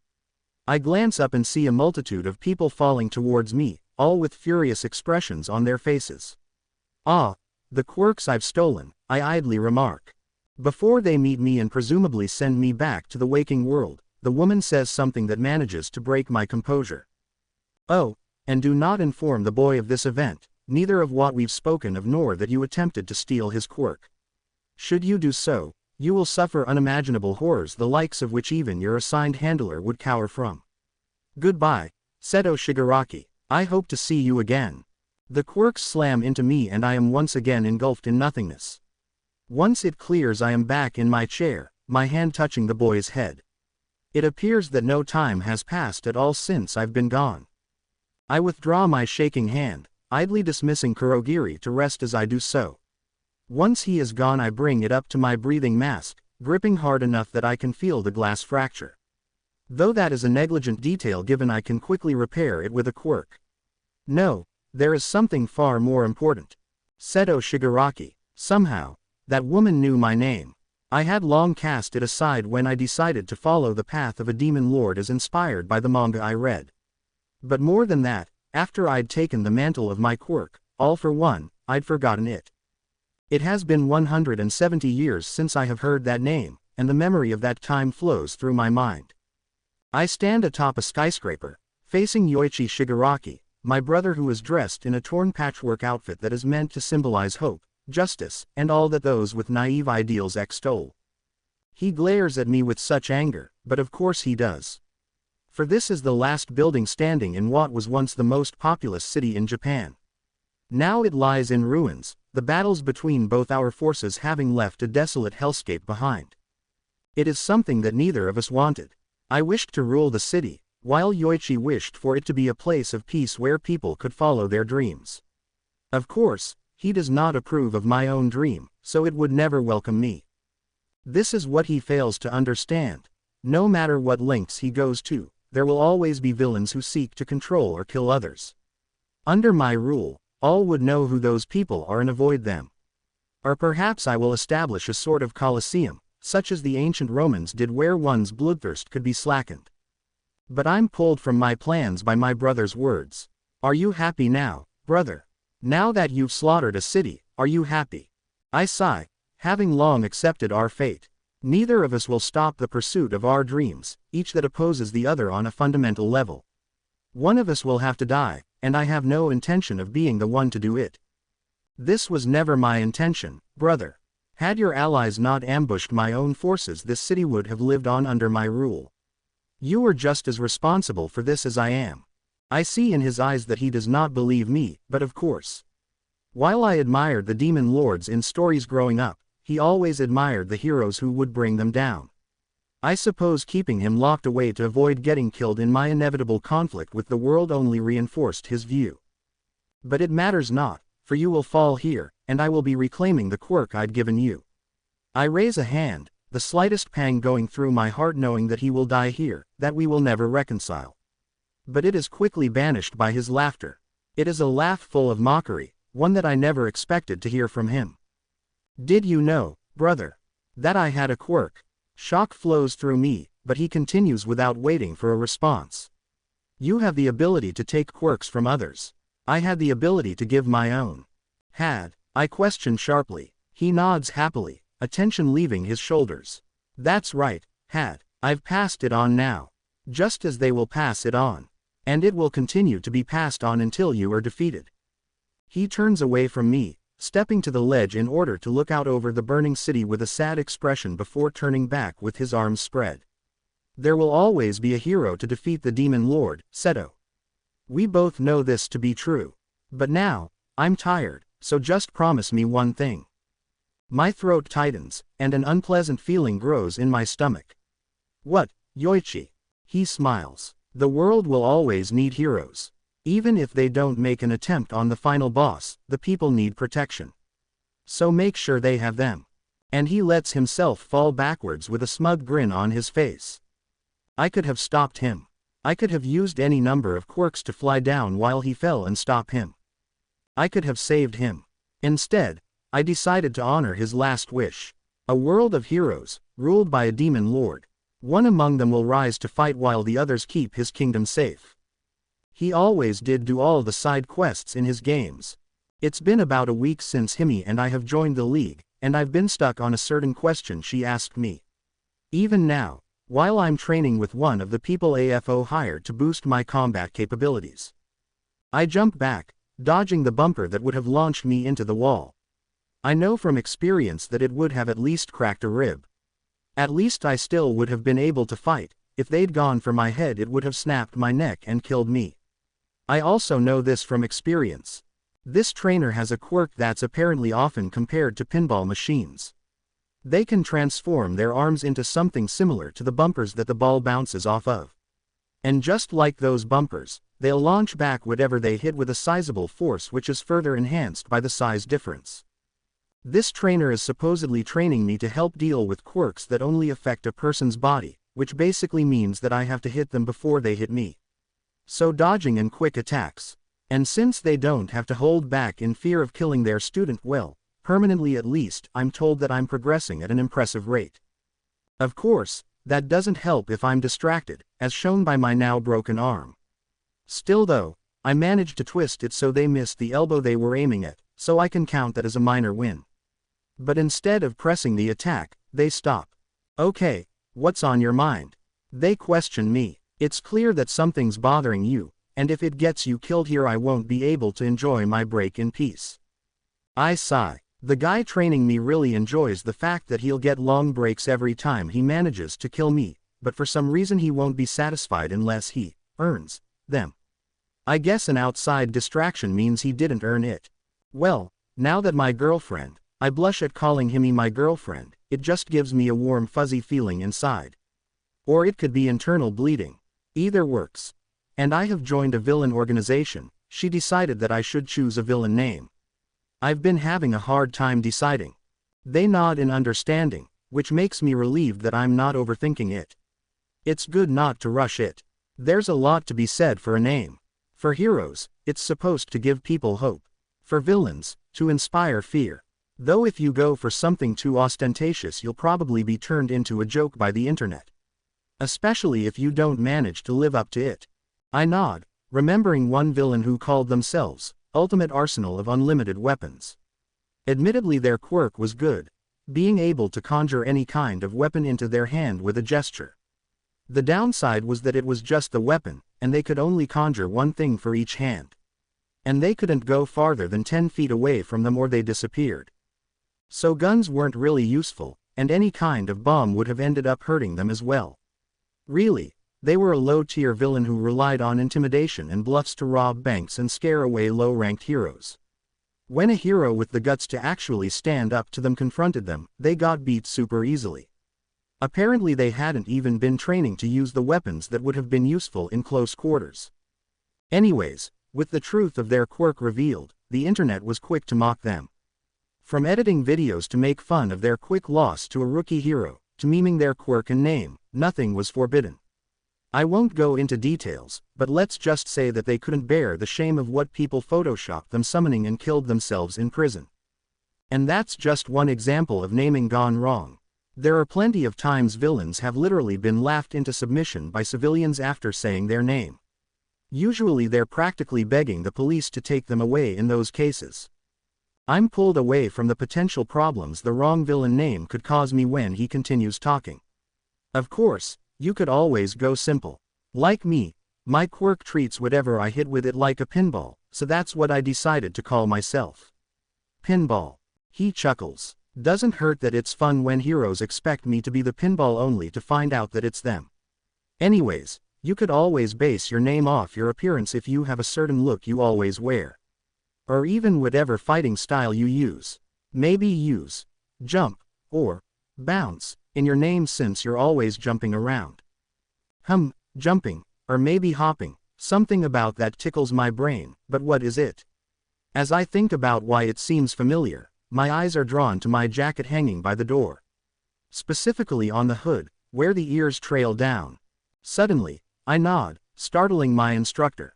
Which makes me realize that I've been thinking for about 20 minutes. I know what I want my villain name to be. I just hope Himi likes it. I look at my instructor with determined eyes. I was told today's training wouldn't end until I managed to get one serious hit on him without dying, and now I'm more determined than ever to do so. I ready my knife, taking a loose stance with my knees bent and ready to launch myself in any direction. If I'm choosing that as my villain name, then I should live up to it. Let's get this over with. I've got a villain name to announce. Backquote. I've decided that my villain name will be Midosagi. Himi just looks at me, her eyes a bit unfocused and her nose twitching cutely. Now that I've got rabbits on the brain, I'm really tempted to pet it. Eep. She lets out a cute noise and pulls her head back, squinting her eyes at me. What was that for? I giggle as I pull my finger back. When you smell good blood, your nose twitches and wiggles. It's adorable and I couldn't resist. She huffs with crossed arms. Maybe warn a girl next time. I thought you were going to pick my nose. I roll my eyes before returning to the start of the conversation. I decided on my villain name. I want it to be Midosagi. The Green Rabbit. She tilts her head at my choice. How come? I could see you choosing something like Midoriya because green describes you pretty well, or Usagi because you're like a rabbit, but combining the two. She shakes her head. That feels like you're too on the nose. I feel like Chusagi would be much better. I roll my eyes before grinning. You're just saying that because it means blood rabbit. No, I grin as my mind takes me back to my childhood, to thinking up hero names with Izumi. No matter what name either came up with for either ourselves, each other, or for our team, there would always be one thing that tied them together. Midori means green, which is the color of both our hairs. Hers long and straight like our mother's. Mine compact and curly, which I'm told resembles my grandfather's, though he died long before I was born. Midori means green, but for Izumi and I it meant much more. It meant that we'd become heroes. That we'd have each other's backs. I feel an odd wetness trailing down my cheeks as I explain, my grin still present.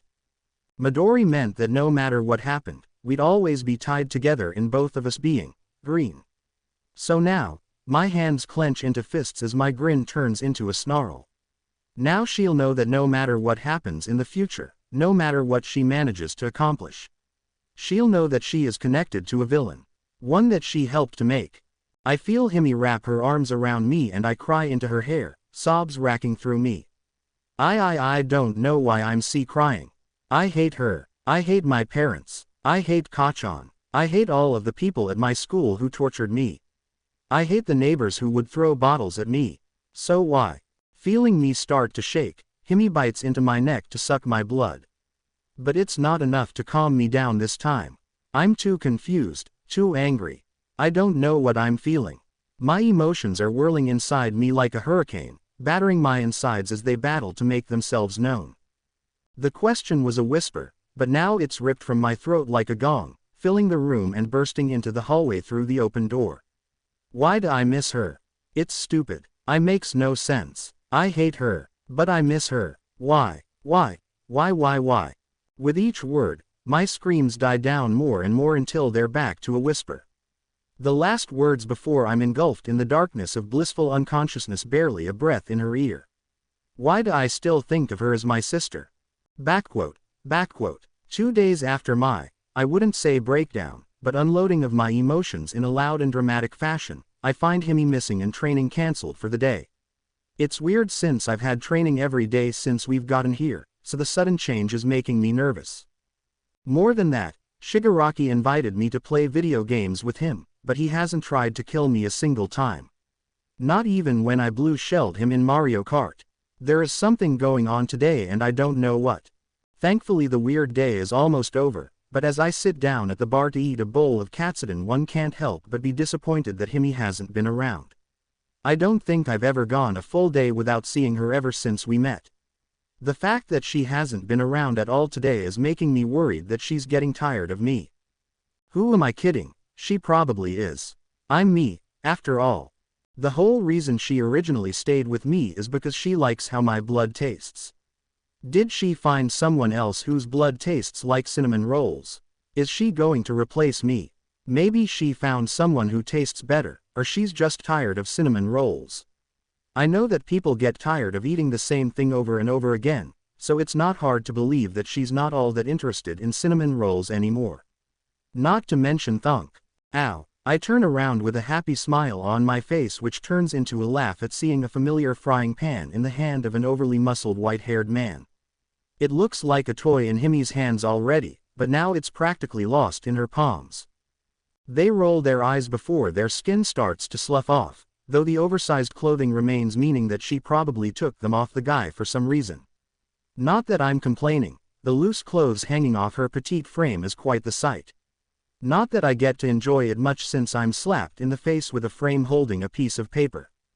Having achieved her purpose, Himi runs off to her room to get changed into her usual clothes, throwing a casual, "Happy birthday" over her shoulder as she does. Wait, I blink. Birthday. Blink, blink. Shigaraki puts a package in front of me, grumbling his own "happy birthday" glitch, before giving a quick explanation about how the League armored up my villain outfit so I'm less likely to die, as well as adding a couple things to help me be more rabbit-like. But I'm not really listening as I process what they both said. I blink a few times before realization hits. I jumped in April. 3 months have passed. My birthday is in July. Today is July 15th. My birthday is July 15th. I forgot my birthday again. Again. Questions Kurogiri, causing me to sheepishly rub my head. Yeah, see, the Yagi family never celebrated my birthday after I was diagnosed as quirkless. Which is dumb because they always made a big deal out of Izumi's birthday, who is my twin. Meaning we have the same birthday. So eventually I ended up just forgetting about it. Though occasionally one of them would leave some cake in front of my bedroom door, so that was nice. I think he nods before pulling out a notepad and a pen with narrowed eyes.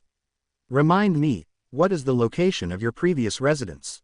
Before I can tell him, we're interrupted by Himi barreling back into the room and bouncing in front of me. Did you look at it? Did you see it? Do you like it? I made sure to plan out the whole thing so nobody would notice. I didn't even kill the guy the first, disguised myself as and dumped a bunch of booze on him so he would just think he was drunk. So, do you like it? Taken aback by how proud she seems to be, I take a proper look at what she gave me. It's just a framed document. But seeing what's on the document, I feel tears coming to my eyes. It's a name change document. More than that, it says that the change would be applied to my birth certificate as well. No longer am I Izuku Yagi. Now I am Izuku Midoriya Usagi, I whisper, touched at the gesture. Not only do I no longer share a name with those people, but she even took into consideration my strange interest in maintaining a connection with my sister. Thank you, Himi. I love it. I smile at her through my tears, more grateful than ever that she found me that day. It's been a couple of months since Himi and I have joined up with the League of Villains. Really though, so far they don't seem all that villainous. Other than manning the bar, Kurogiri mainly handles the transportation whenever someone goes out, since Shigi is paranoid about someone following us back. Doesn't make much sense to me given how people randomly show up to eat and drink here like we did, but whatever. It might be because he kills most of the people who show up for getting drunk and bothering him, or if they bother Kurogiri they'll get portaled somewhere else. I'm not sure where they're portaled, but they never come back, so it's safe to say it's probably somewhere inhospitable. I wonder if he can portal someone into space if he has the coordinates. Really, the only person that I know for a fact comes back is that information broker that told Himi about this place, whose name is apparently Jiren. Anyways, other than killing the people who annoy them above a certain level, which I can understand since I kill any of the older men who try to hit on Himi, they haven't really done anything overtly villainous. No robbing banks, killing sprees, etc. Honestly, outside of training, Shigi really only plays games. And he totally cheats at Mario Kart. The training I get here is nice though. Ever since I told everyone what I want my villain name to be, I started getting more specialized training. I spent much time learning parkour and various leg techniques. Just last month, I managed to kick through an entire wall of cement. Yes, I shattered all the bones in my leg to do it, but I still did it. I haven't only been doing leg days though. I still did all the other training AFO had planned for me before that too. Which mainly consisted of hand-to-hand combat with various instructors as well as something that surprised me. He had people show me how to use a gun. I don't know why, but something about shooting a gun just feels right, like thousands of people are shouting out about how it doesn't fit me. Imagining their screams of outrage just brings me so much joy. Of course, Himi has kept up her usual knife handling lessons. AFO tried to get someone to teach me instead of her, but when she complained they suggested proving how good they are. They were not as good as they thought they were.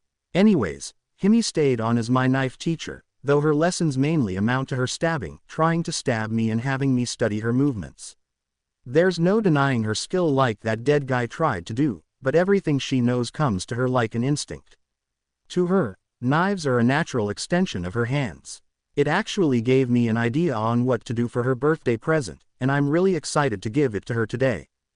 But back to Sensei Himi. Since knives come to her so naturally, it's hard for her to describe exactly how to do what she does with them. Which is why she's so big on practical learning.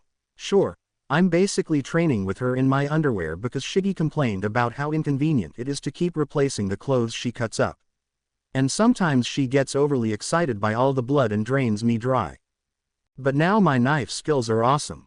I'm obviously nowhere close to Himi's level, but I can hit the bullseye on the target every time. Of course, then Himi will show off her own skills and make a detailed copy of my face from thrown knives. One day, I hope to reach that level for her. However, that's for the future. Right now, I have the box with her present in front of me at the bar while I wait for her to come down from bed. At his usual corner of the bar, Shiggy has his own present, as does Kurogiri. These two are really big on making sure that birthdays are celebrated. They even have a calendar where the only days are a person's birthday. Though AFO insisted that he be excluded for some reason, and apparently he worked hard to convince Shiggy of it before it was accepted. Himi comes skipping down the stairs with a smile on her face and wearing her usual school uniform. She won't tell me what school it's from, and even though I could find out if it ever became a problem, I'll respect her privacy. Just like how she respects my privacy in regards to not prying into my middle school or family locations. Seeing her stop and her face light up seeing the gifts we've prepared spreads a smile across my own. She's going to be so surprised.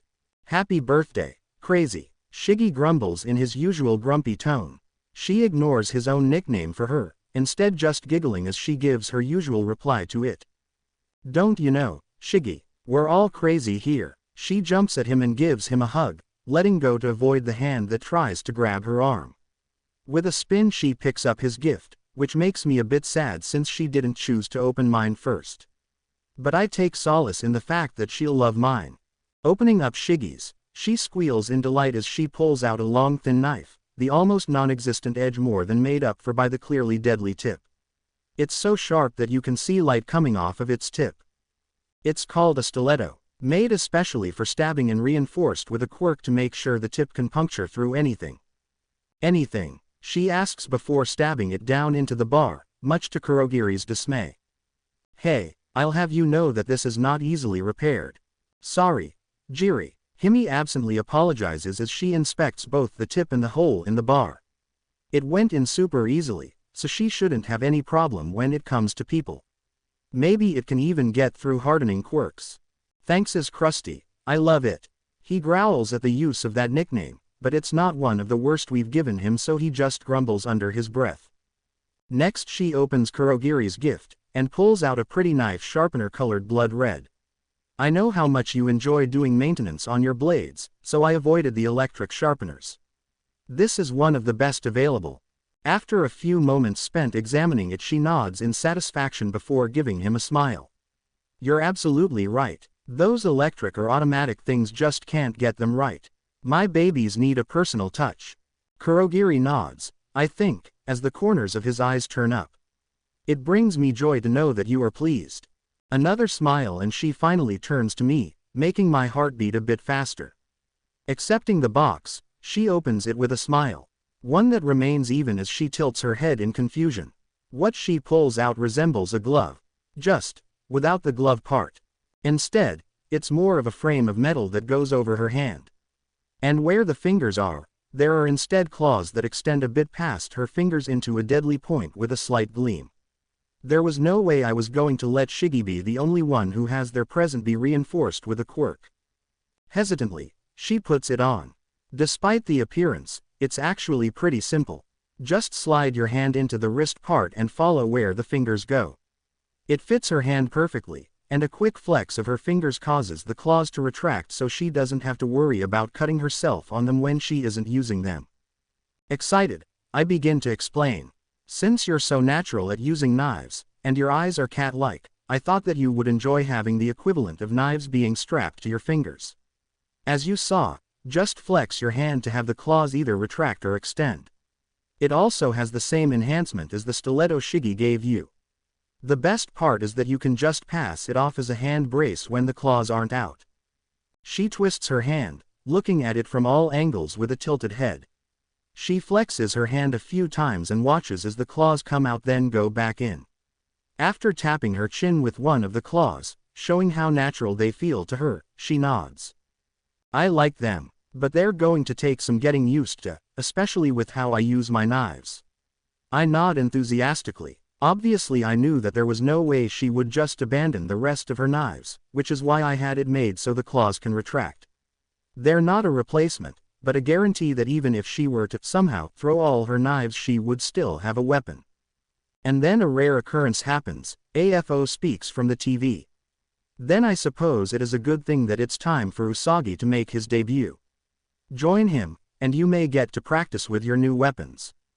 Himi and I smile at each other, excited for this bit of news. Why, when we still kill on a semi-regular basis? Well, my debut will be killing my first hero. Backquote. My target is the pro hero slugger.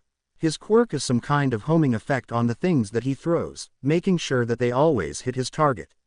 It's similar to Snipe's quirk, except he has to throw them, so guns don't work for him.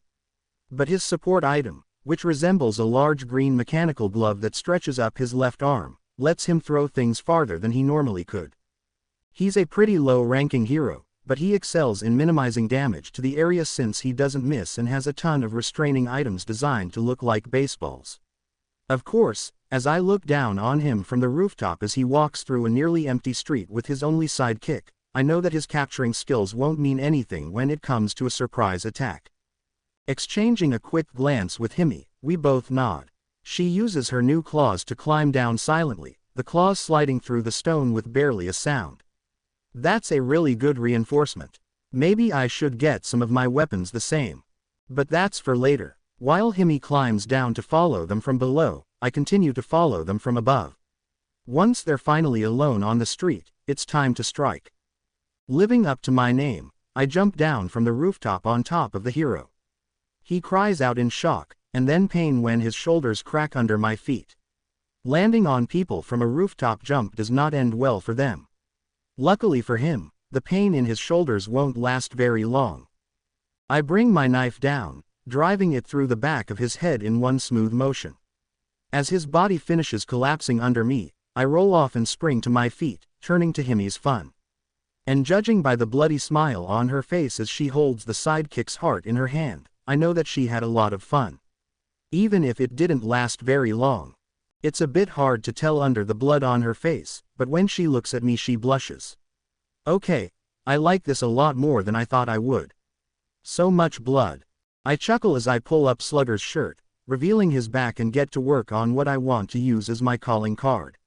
Not every villain has one, for obvious reasons, but since I want to get my name out there, I do.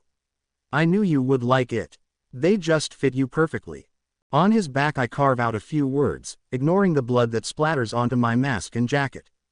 Himi reads it over my shoulder, her warm breath making my ear warm. Mido, Midor, 3. A hop away, Midosagi. She giggles, wrapping her arms around me as I stand up after one last addition to it. But it's a bit different from her usual hugs. She's rubbing her hands along my chest, and now that I'm not distracted I can tell that her breathing is a bit labored. We took these two down quick, so she shouldn't be tired. Did she jump around while following them? Laughing at how they didn't notice her while she was doing that does sound like something she would enjoy. But it's not. Instead, steam erupts from my face as she whispers into my ear. I think I want another present tonight. You. That drives away the last coherent thought I have as she calls Kurogiri and drags me through the portal into her room. What thoughts were those? The first was wondering if I was supposed to actually fight the hero to test the skills I've learned. The second was internal laughter at what my sister will think when she realizes that I've become a villain. After all, it's not like they think I'm dead. Izumi. I stare up at the now familiar ceiling, thinking back on how I ended up here. The verbal abuse, the physical abuse, how me ignoring Izuku at home led to me not realizing that our parents were also ignoring him. All the regrets I have. No, I started having regrets about what I was doing a long time ago. Before Bakugo suicide baited him. Before I would wrap his injuries and bring him home after finding him passed out somewhere, apologizing all the while even knowing it would happen again. Before middle school. Before he met Shoko. I've had regrets ever since I stopped acting like his sister. I just buried them under the flimsy justification that it wouldn't be nearly as bad as what would happen if he tried to become a hero. I always held the shovel that would have let me dig them up, to stop and act like the sister I should have been. But I let someone else hold onto it too. Bakugo's hands were on the shovel. He didn't try to take my hands off of it, he didn't even hold it tightly. But the fact that he was there, the fact that I would have to pull away from him to let myself realize just how badly I wanted to stop. I think that I was scared. I whisper. What scared you? She asks gently. I swallow. That I'd lose the only friend I had. Even if I had stopped, I don't think that Bakugo would have.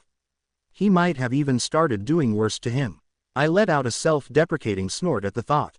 Not that things didn't end in the worst possible way. She holds out a tissue to me, and I use it to dry some of the tears that have leaked out. And you didn't think that your brother would have forgiven you.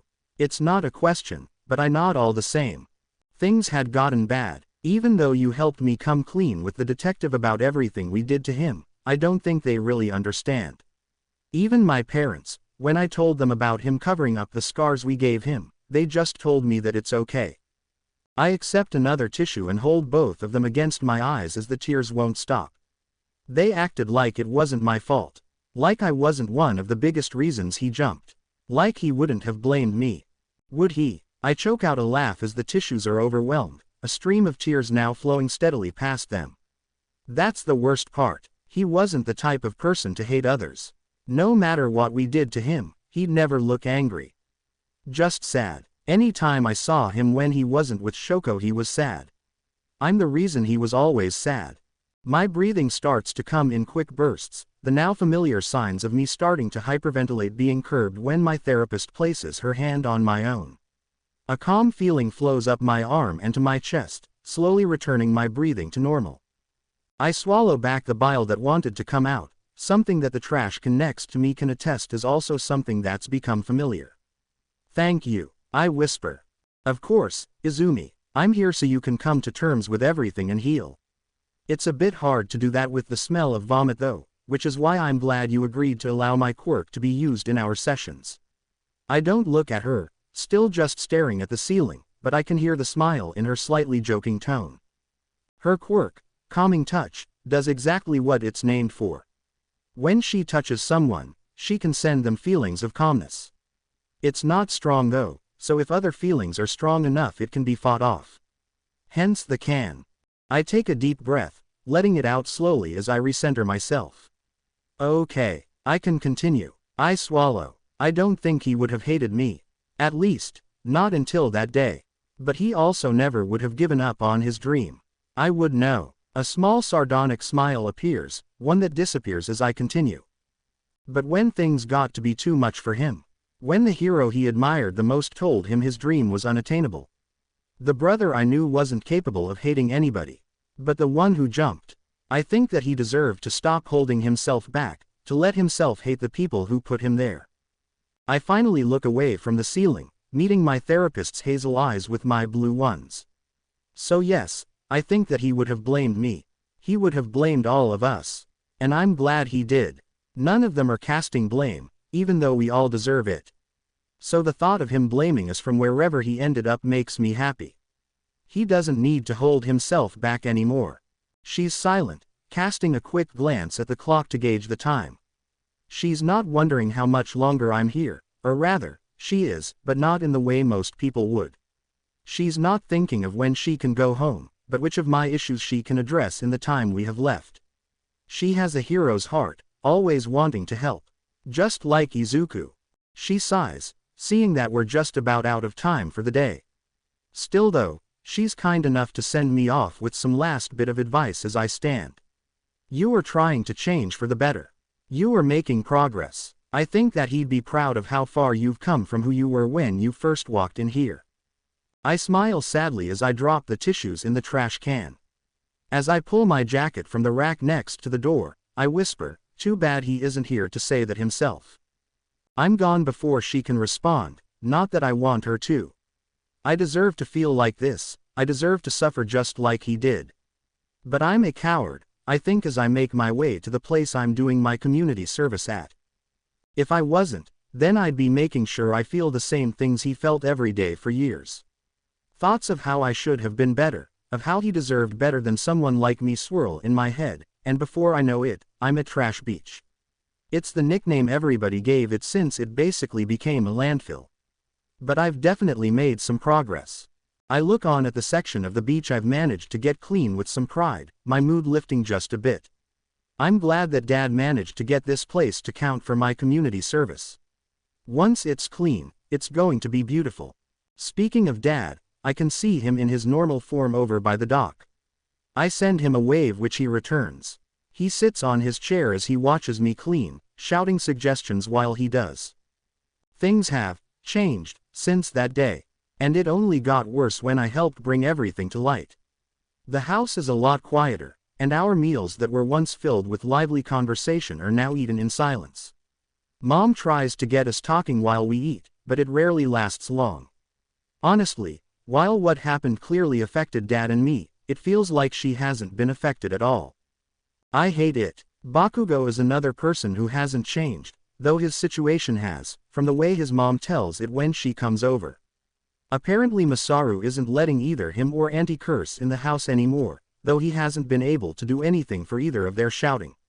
He set up a couple of swear jars for any time either Bakugo or Auntie mess up, and he thinks that he'll have enough to go on a personal vacation soon. As for my own relationship with Bakugo, well, there isn't one. Not anymore. After I came clean about how bad things were, he got mad and shouted about how I was selling him out, and looking down on him. After that we haven't really interacted anymore. And I think that's for the best. I was lonely for a while, but have managed to make a couple of friends at my new school that have helped me to realize what a toxic person he is. Speaking of, Aldera has been closed down, with Principal Nezu helping to get most of the students enrolled in other schools as quickly as possible. Well, for the ones that didn't get arrested at least. When everybody was investigated, it was revealed that some of them had actually committed crimes beyond what they were doing at school to Izuku. So they got sent to youth detention centers. Most of the teachers were arrested as well due to encouraging and sometimes participating in Izuku's abuse, as well as allowing the students unrestricted use of their quirks. The few who were found to have done their best to oppose and change the school were found jobs elsewhere, to which they were incredibly grateful for. Shoko vanished, and I haven't heard anything regarding how she's doing. It's only expected though, it's not like she would have any reason to reach out to us. She has every right to hate us, and it's not like we were friends anyways. I only hope that she won't do anything that she'll regret. I know just how much it eats away at you. The rest of the day passes like that, with me cleaning the beach both physically and with my quirk. Dad told me that he got permission for me to use it so I wouldn't get in trouble, which I appreciate. It turns out that cleaning this place is great training, and I'm confident that when the time comes I'll be more than ready for the UA entrance exam. I just hope that Bakugo is making progress with his own therapy so that I can actually take it. You don't deserve it. You aren't a hero, and you shouldn't pretend that you are. I know. Why are you even trying? You'll just end up hurting someone the same way you hurt your brother. No, I won't make the same mistake. Ah, someone's in denial. Remember the nicknames you two had for each other. Stop it, Zuzu and Zizi, the future hero duo of Miduyum. Shut up. But that didn't happen, now did it? The nickname stopped after he was diagnosed as quirkless. The dream is dead. Hey, how about Yumakira for your new fake hero name? Dream Killer, Dream Killer. Shut up. I crush a dilapidated washing machine into a crumpled ball, using the sound of screeching metal to try and drown out the voice. Because that's what you are. Your entire family killed his dreams, so he decided that he might as well follow. It's all your fault. I know, I whisper. I work the rest of the day in silence, finally getting my mood back to normal by the time the sun begins to set. I've long gone past the time required for my community service this week, but I need to do something to show that I can be helpful. Something to prove to myself that I can be a hero. Normally Dad would take the both of us home for dinner now, but he holds up a hand to stop me from heading to the car. Curious, I watch him take a deep breath. You know that I'm really All Might, and you know about my injury, but you don't know the whole truth. You don't know about my quirk.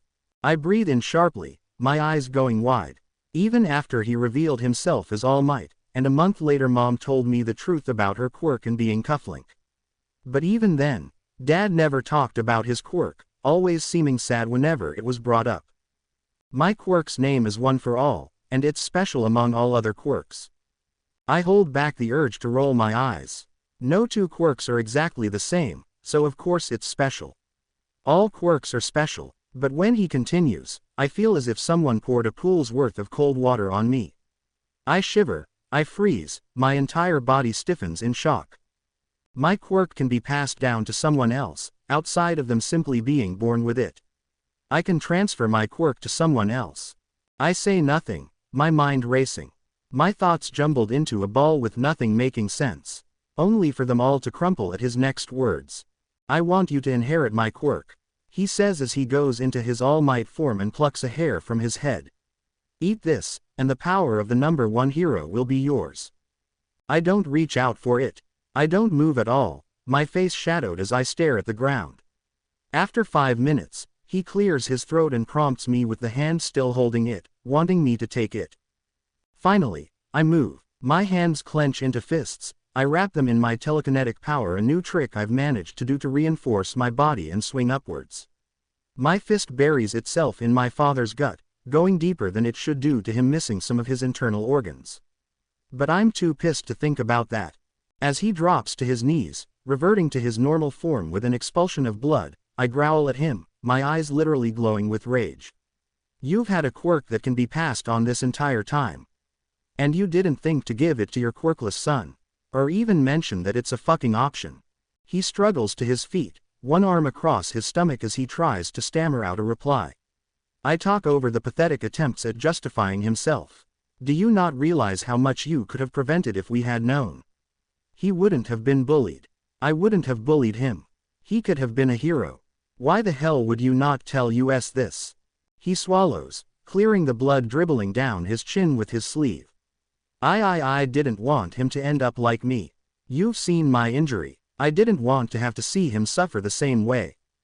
My mind latches onto the first thing he said, and a horrifying feeling washes through me. Dad, you said that your power can be given away. My words are a whisper as I take a step forward, and he takes a step back. Was your quirk given to you by someone else? Another step forward, another step back. Were you quirkless? A final step has him bumping into the stairs of the pier and falling backwards onto them, one hand held up as if to ward me off. Why yes, I was, but that's not important now. I regret not giving him one for all before, but I've seen how hard you're working to be someone he could have been proud of. That's why I want you to have it now. To be the hero he would have wanted you to be. I stumble backwards, as if his words were a physical blow. Tears pour from my eyes as my breathing becomes erratic. I scramble through my jacket's pockets, pulling two things that I always have on me now. The first is a bottle of my prescribed pills, of which I take one and swallow. The second is a paper bag that I hold to my mouth, watching as it rapidly inflates and deflates. The pill, plus the bag, helps me to calm down without too much time passing, only 10 minutes, and I pocket them again as I look at my father, who's standing in front of me with his hands raised as if unsure of what to do. My glare has him flinching back, and I scowl as I turn around, deciding to walk home. Before I do though, I leave the most honest words I can say behind. You could have helped him achieve his dream at any point in our lives. You chose not to. You were the same, and you decided that he wasn't good enough because he didn't have a quirk. I don't know who it was that passed one for all down to you, but they made a mistake. All Might. I sit on the couch at home and sigh as I look down at the table in front of me, my daughter's words ringing through my head. They made a mistake. I sigh again, looking towards a shelf holding family pictures. Except that there are only a few that have Izuku in them after he turned 4, and none from the past 7 years, at least. She's right. Nana would be disappointed in me. I look back at the table, or rather, what's resting on it. A bottle of whiskey and a miniature shot glass. Really, it's more of a joke item than something meant to be used. Drinking any kind of alcohol in any content is a bad idea, as putting it lightly. A normal-sized cup of the stuff would kill me. But at this size, well, it's only a gamble on whether or not I end up feeling intense pain. Normally not something to risk just to have it coat my tongue. But sometimes, the risk is worth it. Luckily for me, my wife has been doing night patrols the past few weeks, so she's not here to get rid of the American favorite. I've had the bottle for years now. I'd originally gotten it back when my son was 4 to drink as a celebration for passing on one for all when he came of age. But, with one last sigh, I feel that, even trying to refer to this thing as a cup is a joke. It doesn't even fit enough to fill the cap of the bottle. Still though, it's enough to get a taste of it. It's the next best thing to actually drinking it. So after resealing the bottle and putting it back in its hiding spot, I down it. I let the taste of it fill me, enjoying the long-forgotten burn as it rolls across my tongue. One that's gone all too soon as it's absorbed due to how dry it is. Still though, it manages to ease the tension in my shoulders by just a hair. And since the taste itself will linger, I'll be able to fall asleep feeling as if I'd actually drunk some. Maybe even have a dream about being able to actually do that. Backquote. I am not having a dream where I'm able to drink whiskey without dying. Instead, I stand in front of 7 stone thrones on top of which sit 7 people. Each of who has some kind of disappointed or angry expression on their faces. But what hurts the most is that I recognize one of them.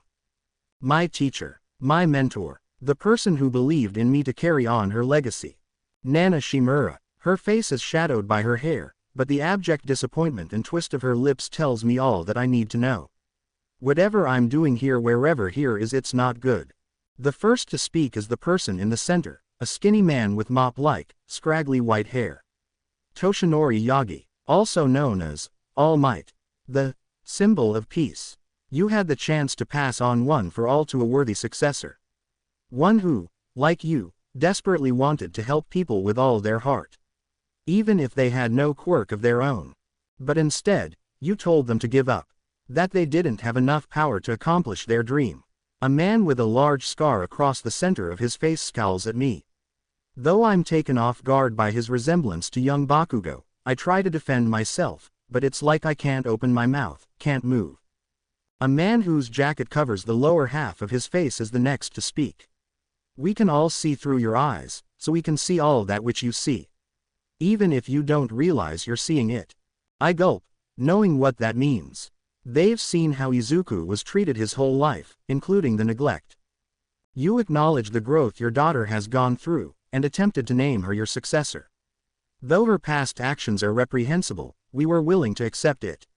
A man with pale blonde hair and 2 straight scars stretching down his face over one eye and past his lips speaks, and I'm happy that they approved of my choice, only to be engulfed in self-admonishment as he continues. But once again, due to your own actions, we've been denied one who deserves the power to induce change. Even if she would not have survived it, she could have done great things before she perished. My head shoots up at that, concern outweighing my other negative emotions. She wouldn't have survived. What do you mean? I try to say the words, but am unable to. Still, they seem to understand, and my master is the one to answer, her voice heavy with regret. Toshi no, Yagi. My heart breaks hearing her reject calling me my name as she always had. A sign that our deep bond that developed as more than teacher and student is gone. There was a reason I chose you as my successor. More than your heart, it was a test. A test. What kind of test could inheriting one for all be? You see, fourth, she gestures to the man with 2 scars, did not fall to all for one. He did not engage him in battle at all. Instead, he hid himself in the wilderness and relentlessly trained the Quirk in the hopes that his own successor would have the power to defeat him. Training that resulted in his death. The bald man with a pair of goggles on his head speaks. See, the Quirk got too powerful. His body couldn't contain all of it, so it kept struggling to keep it in check, but one day it couldn't keep up. One for all killed him. Which is where you came in, Yagi. After finding out what happened to fourth, I investigated. It led me to an unexpected conclusion. Anyone with a quirk who inherits one for all will die an early death as their body tries to contain more than twice the power it was meant to handle. She raises her head, and I can finally see the anger in her eyes as tears roll down her cheeks. I thought that you, a quirkless boy with a heart of gold, would be able to not only survive, but surpass all of the previous users. I thought that you could bring an end to all for one. I was right, but also wrong. She takes a breath as the anger intensifies. You've lived longer than any of us, and your power is more than what any of the previous users could summon as well. You critically wounded all for one to the extent that he hasn't made any noticeable moves in years. My eyes widen. Wounded? No. I crushed his head. He should be dead. Seeing my panic, the first speaks again. One for all and all for one are connected. Should my brother have died, we would know. But our battle is not over. Nana, seemingly losing patience, jumps to her feet with a sharp movement. And you decided to reject the perfect successor. He was quirkless, which means he wouldn't have been killed by the quirk. He had a heart of gold, even after what he'd experienced. If it had been anyone else, I wouldn't be surprised if they turned to villainy. Hell, I might have supported that choice. She takes a deep breath before letting it out slowly, her next words barely above a whisper. But he also had you. You who could have raised him so that he would have full knowledge of the quirk. So that he could improve himself for the longest time. Who could have been the best of us? But instead, her tone goes cold, her words sharp barbs that dig into my skin. Instead, you grew arrogant. You began to believe that you and the quirk were one and the same. You didn't want to give it up, don't deny it. She shouts, apparently able to tell how I wanted to object. Another breath. It is your actions that drove your son to his decision, which has dissuaded your daughter from accepting this power. She turns away, leaving the circle of light. Her words echo from the darkness as everything fades away, hammering into my mind as true sleep engulfs me. You desired to hold this power for as long as possible, so keep it you will. Should you encounter someone new who we deem worthy of inheriting one for all, you will know. When that time comes, you will make the offer, no questions asked. Your daughter spoke the truth. I did choose the wrong successor. Backquote. Inko. I come home to a silent house, which is no surprise given how late it is. I'm sure that Izumi is tired from a long day of school followed by trying to clean Trash Beach. I can't help but roll my eyes when I see Toshi asleep in our room. I don't know why he insisted on that for her community service. There's no way that it will stay clean even if she manages to get it there. I'm sure I could have pulled some strings of my own to get her assigned to my agency for her punishment, but he insisted on that. Maybe it has to do with his delusion about being able to pass his quirk on to others. While uncommon, it's not really unheard of for a person's quirk to affect their mental state. But thinking that he can just give it away, that's a new one. I can't help but scoff at the thought. Really? Giving away a quirk? What nonsense. Why, if the number one hero were able to give his quirk to another person, then he'd just be making himself quirkless. I hold back a derisive laugh at the thought. The number one hero, All Might himself, becoming a quirkless. The thought is so ridiculous that it's funny. Quirkless aren't worth our time. They're less. I didn't always think this, of course. But after finding out that my own son was one of them. Well, with all the comments I heard from those who knew, is it any wonder that I tried to find comfort where I could? It was them who showed me the truth. Who showed me that the quirkless are relics with no place in modern society. It wasn't my fault that he'd come from my body. Just bad luck. I thought that, if he ended up running away, we could finally be happy. That's why I decided to let everyone think that he'd actually committed suicide. He had a smile when I'd passed him by that day, so why should I care? He would be out of our lives, he'd be happy, wherever he'd end up. It was a win-win for everyone, which was already more than he deserved. But instead, our home lost the feeling that it was a family. Neither my husband nor my daughter want to talk, though Toshi tells me that they do manage some conversation when coming back from Trash Beach. But we're not happy, and it's all the fault of that quirkless brat. I should have listened to the others and just gave him to an orphanage or something. But what's done is done. All I can do is try to help the two of them. And if that means lying to my husband and searching for him on my own, fine. I'll make him apologize to the two of them for faking his death, then make sure he experiences actual death. It's what the quirkless deserve, after all. Bakugo. I scowl as I throw another punch, the bag swinging on its chain. That shitty therapist I'm forced to go to kept blabbering on about how I'm too angry all the time and suggested going to the gym to try and work out my aggression with a healthy outlet. As if I didn't work out all the damn time. If I didn't work on my muscles, especially the ones in my forearms, then I wouldn't even be able to use my own damn quirk. Does that dumbass not realize that explosions produce shockwaves? Or that resistance doesn't mean immunity? It's like he's a goddamned idiot. With a shout I slug the bag like I would someone's stomach and it bends as it rises a bit. The chain causes a racket as the bag yanks it back down, making me scowl at the noise. That kid really has some strong arms. He'd make a great boxer. Dude, don't bring it up with him. Last time someone did that he nearly broke their arm. Seriously, yeah, don't you know his nickname? It's... I whirl around, barely holding back the urge to let out some explosions along with my irritation. I can hear you damn extras whispering back there. Hearing my shout, the two idiots scramble away, running out the gym's doors. I scowl, turning back to the bag in front of me with a huff of annoyance. Damn pansies can't even stand up to a bit of yelling and they think that they can talk smack about me. I start wailing on the bag, my hits coming hard and fast. As if I'd settle for becoming a shitty boxer. I'm going to be the #1 hero. My punches start hitting harder, matching the rage rising inside me as I vent about the shitty stuff that's been happening. That shitty principal decides to make my life harder because that shitty Deku decided to give up on his shitty life. My shitty therapist tells me to do the same shit that I already do all the damn time as if it would make any kind of damn difference, and to top it off, that shitty Izumi decided all this shit wasn't enough and got off easy by playing the fucking victim. Meanwhile I'm told that the only reason I'm not being arrested is because I have All Might himself backing me. What the fucking hell is even going on anymore? I give out a wordless scream as I put 100% into my punch, the bag swinging with such force that it hits the ceiling. I take a step back, catching my breath as it falls, the chain supporting it somehow still not having snapped. But that just pisses me off more, like it's mocking my punches. Saying that they're too weak to break it. Too weak to break that shitty nerd's unattainable dream.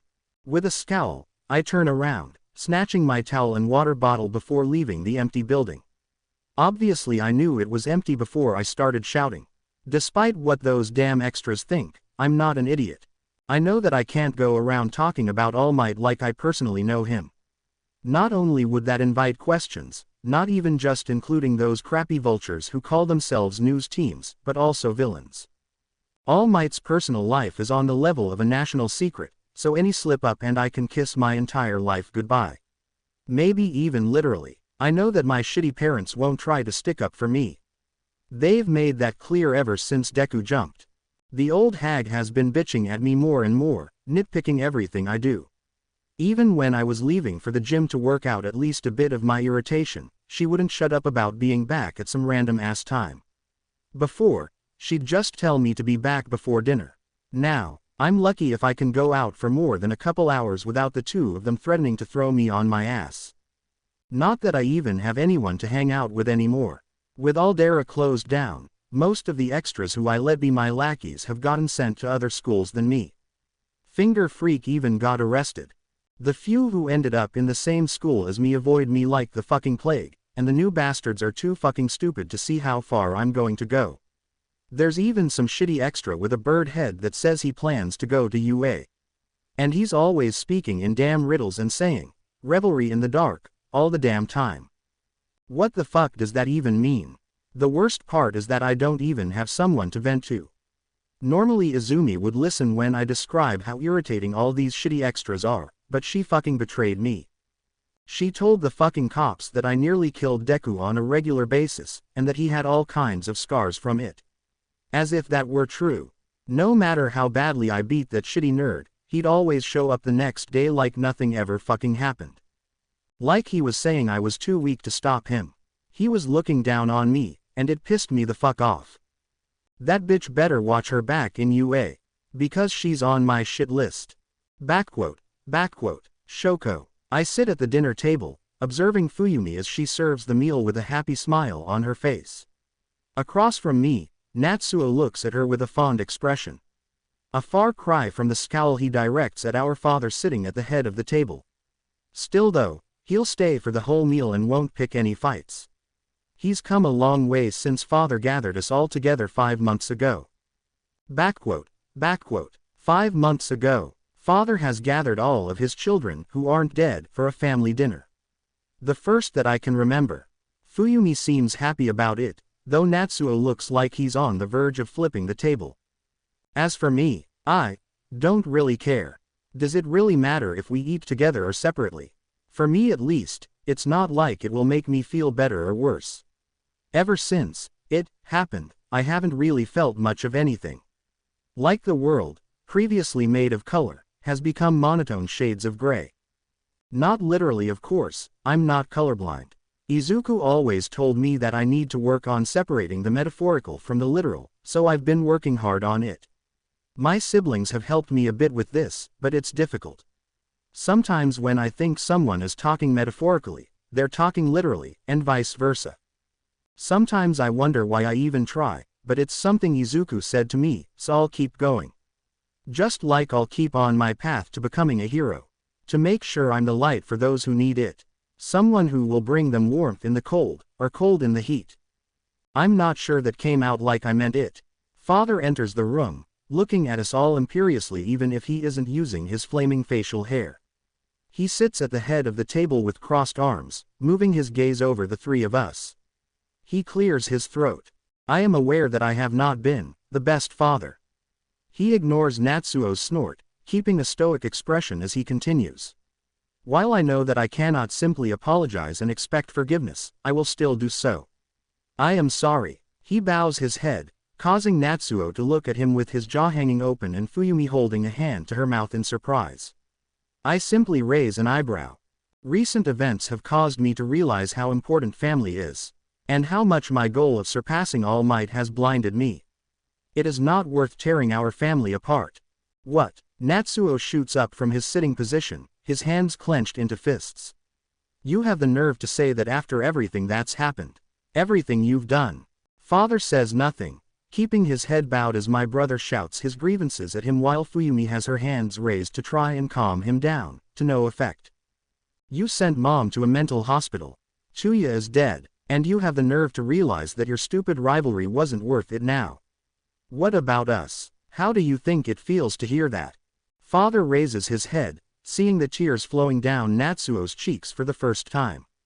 But he makes no move to get up, no move to comfort him. I'm not sure he even knows how to comfort someone. What he does do, though, is speak. I'm sorry. I have no other words to express just how deeply I regret my actions. But I will be taking steps to at least try to help us become a family. The first of which is hiring a family therapist, as well as having your mother moved to a facility where they focus more on treatment for patients rather than simply caring for them. Natsuo is shocked into silence, which I fill with my own question. Where would she be moved? Will I still be able to visit her?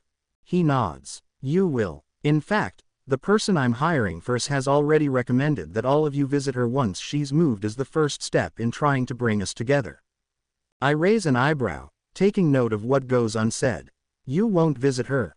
He looks away. I don't believe that seeing me would help her. It might even make things worse. But you want to, and I'm guessing that the therapist said you should too. Silence again, this time with my siblings staring at me with wide eyes. Eventually, father chuckles. You've become quite observant, Shoko. I nod as I frown, my eyes looking down. Izuku analyzed everything that he could, and had a tendency to mutter his thoughts out loud. I guess I picked up some of his skills. Backquote. As we eat, I realize just how far our family has come. Father even worked up the courage to go and see Mom 2 months ago. Yes, he came back with a bandage wrapped around his shoulder because she panicked when he walked through the door and shot an icicle at him, but after that they did manage to talk through a closed door, with several people keeping watch to make sure there were no more incidents. I've finally managed to make peace with what happened to Izuku, and the world has color to me again. I won't ever drop my hate for the Yagas and Bakugo though, no matter how much the therapist says it isn't healthy. It's not the type of thing you can just forgive. But for our family, there's no fighting at the table, no snide remarks, and even Natsuo's scowl has mostly faded away. There's no laughter, and Fuyumi is the only one with a smile, but father never smiles anyways, and I'm told that my facial muscles aren't very responsive. Still though, the dinner is nice. We're not there as a family yet, but we're on our way. Backquote. Third, UA. Nezu frowns as he stares at his computer. Obtaining police records while leaving no evidence is a simple matter for him. Not even worthy of being called a chore. But the police's poor defense against the hacking of the so-called Rat Satan, or Rat God, depending on if he's decided you will be entertaining to him, is not why he's frowning. Instead, it's the report on the death of the pro-hero slugger. It's not his death itself that has the principal worried. As much as he wishes it were otherwise, these types of things do happen from time to time. No, it's how efficiently he was taken down. There was no signs of a struggle, from either him or his sidekick, despite how brutally the sidekick was killed. He doubts that it's very pleasant to have one's heart torn out of their chest. Which means that they were both taken down in a single blow, which means that two villains made plans to kill them in advance. Additionally, there is what he presumes will be their signature. A childish breakup of the word, Midori, meaning green, and doodle of a rabbit. Likely in reference to their name, Midosagi. What's most concerning to him is how there was no sign of them appearing beforehand. Usually villains like this would start off making their mark on civilians, then target a hero when they've built up their confidence and skills. For example, he is aware of how the formerly labeled Stendhal worked as a type of mercenary for various organizations before donning the Stain persona and targeting the stains on Hero Society. But this Midosagi, there is no sign of them before they targeted Slugger. No oddly adept assassinations, no markers that one could take to represent either Midori or Usagi. Nothing. It makes him worry that the person in possession of Izuku Yagi's notebooks has finally decided to make their move. Okay, to be fair, All for One never told me how I should make my debut. But yes, in hindsight it does make sense that he intended for me to make a spectacle of it to get my name out there. Not to mention putting the combat skills I've been learning to the test. Neither of which had gotten done after my attack on Slugger. The news only reported that a new villain murdered the pro-hero Slugger and his sidekick. No mention of my villain name at all. And as for skills, well, at least I got to test my parkour and stealth skills in a real-life environment. Stealing Shiggy's hands and hiding them around the bar can only give me so much practice, after all. Even if the consequences of, in his words, failing a stealth check are more serious than out on the streets. Depending on who you ask. Probably. Anyways, since my first debut was lacking any actual debut-ness, I'm back to try again a week later. My new target, the hero known as Red Gauntlet. His quirk lets him connect with two objects of his choosing and control them with his mind. It's honestly pretty impressive, and his skill with manipulating them shouldn't be underestimated. Of course, the weakness for it should be obvious. If someone manages to immobilize them, then he's basically fighting quirkless. At least if my theory about how long it takes to make and break connections is right. But it should be, since he never tries to connect with anything in the environment when he fights. Still though, I don't think he'll be an easy opponent, especially in an open space with a crowd watching. Acrobatics are much harder to perform in open spaces, but I can take comfort in the fact that all the signs littering his patrol route mean I'll still be able to put my hops to good use. As for how I'm going to start my challenge to him, I'm still thinking about that. I don't want it to be boring or generic. It's got to stand out enough that I can trademark it as a Midosagi special. But if I try to make it too showy, then it will just come off as ridiculous. I don't really have a reason to attack random people when I'm specifically targeting the hero either. Sure, I don't really care if they get caught up in what happens, but attacking them just to declare my challenge to the hero feels kind of tasteless. I wish Himi was here, she'd have an idea of what I could do.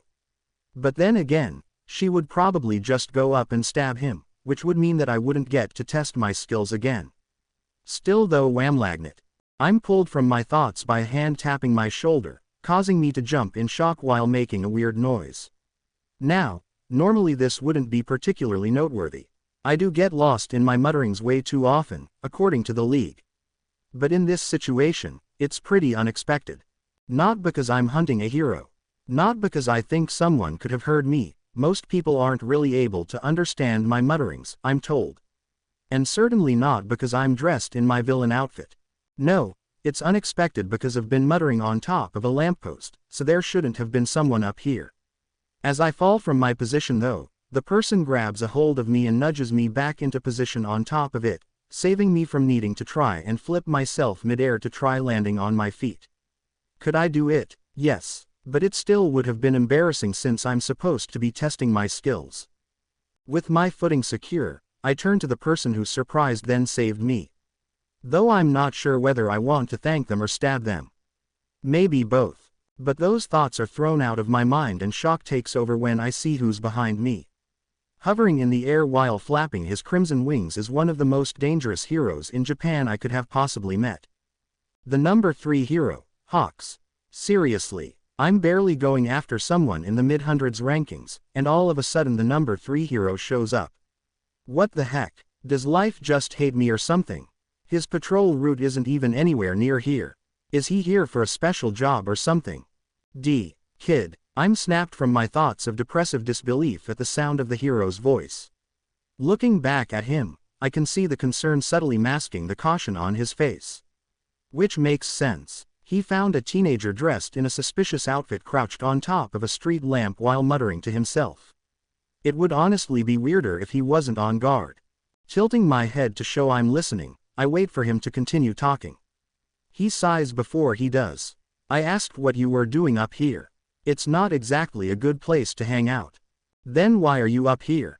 I ask, then my eyes alight on what he's holding in his hand. Wait, were you planning to perch on here for your lunch? And isn't eating fried chicken kind of cannibalism? Though hawks do generally eat any animals that they can carry away, which includes smaller birds, so I guess it makes sense. But you're not actually a hawk despite your name, so is it more of an image thing? Or, I'm silenced by one of his sharp feathers poking at my throat, and his voice as cold as he warns me. You didn't really think I couldn't see you reaching for that knife under your jacket now, did you? You don't get to be number 3 without at least that level of observational skills. I chuckle, heedless of the blood that trails down my throat at the action. Nah, I knew it wouldn't be that easy to get the drop on you. You were trained by the HPSC from childhood, after all. The feather digs just a bit deeper, causing the thin line of blood to get a bit thicker. And how exactly would you know that? Though cold, his tone wouldn't be out of place if he'd run into an unpleasant work acquaintance.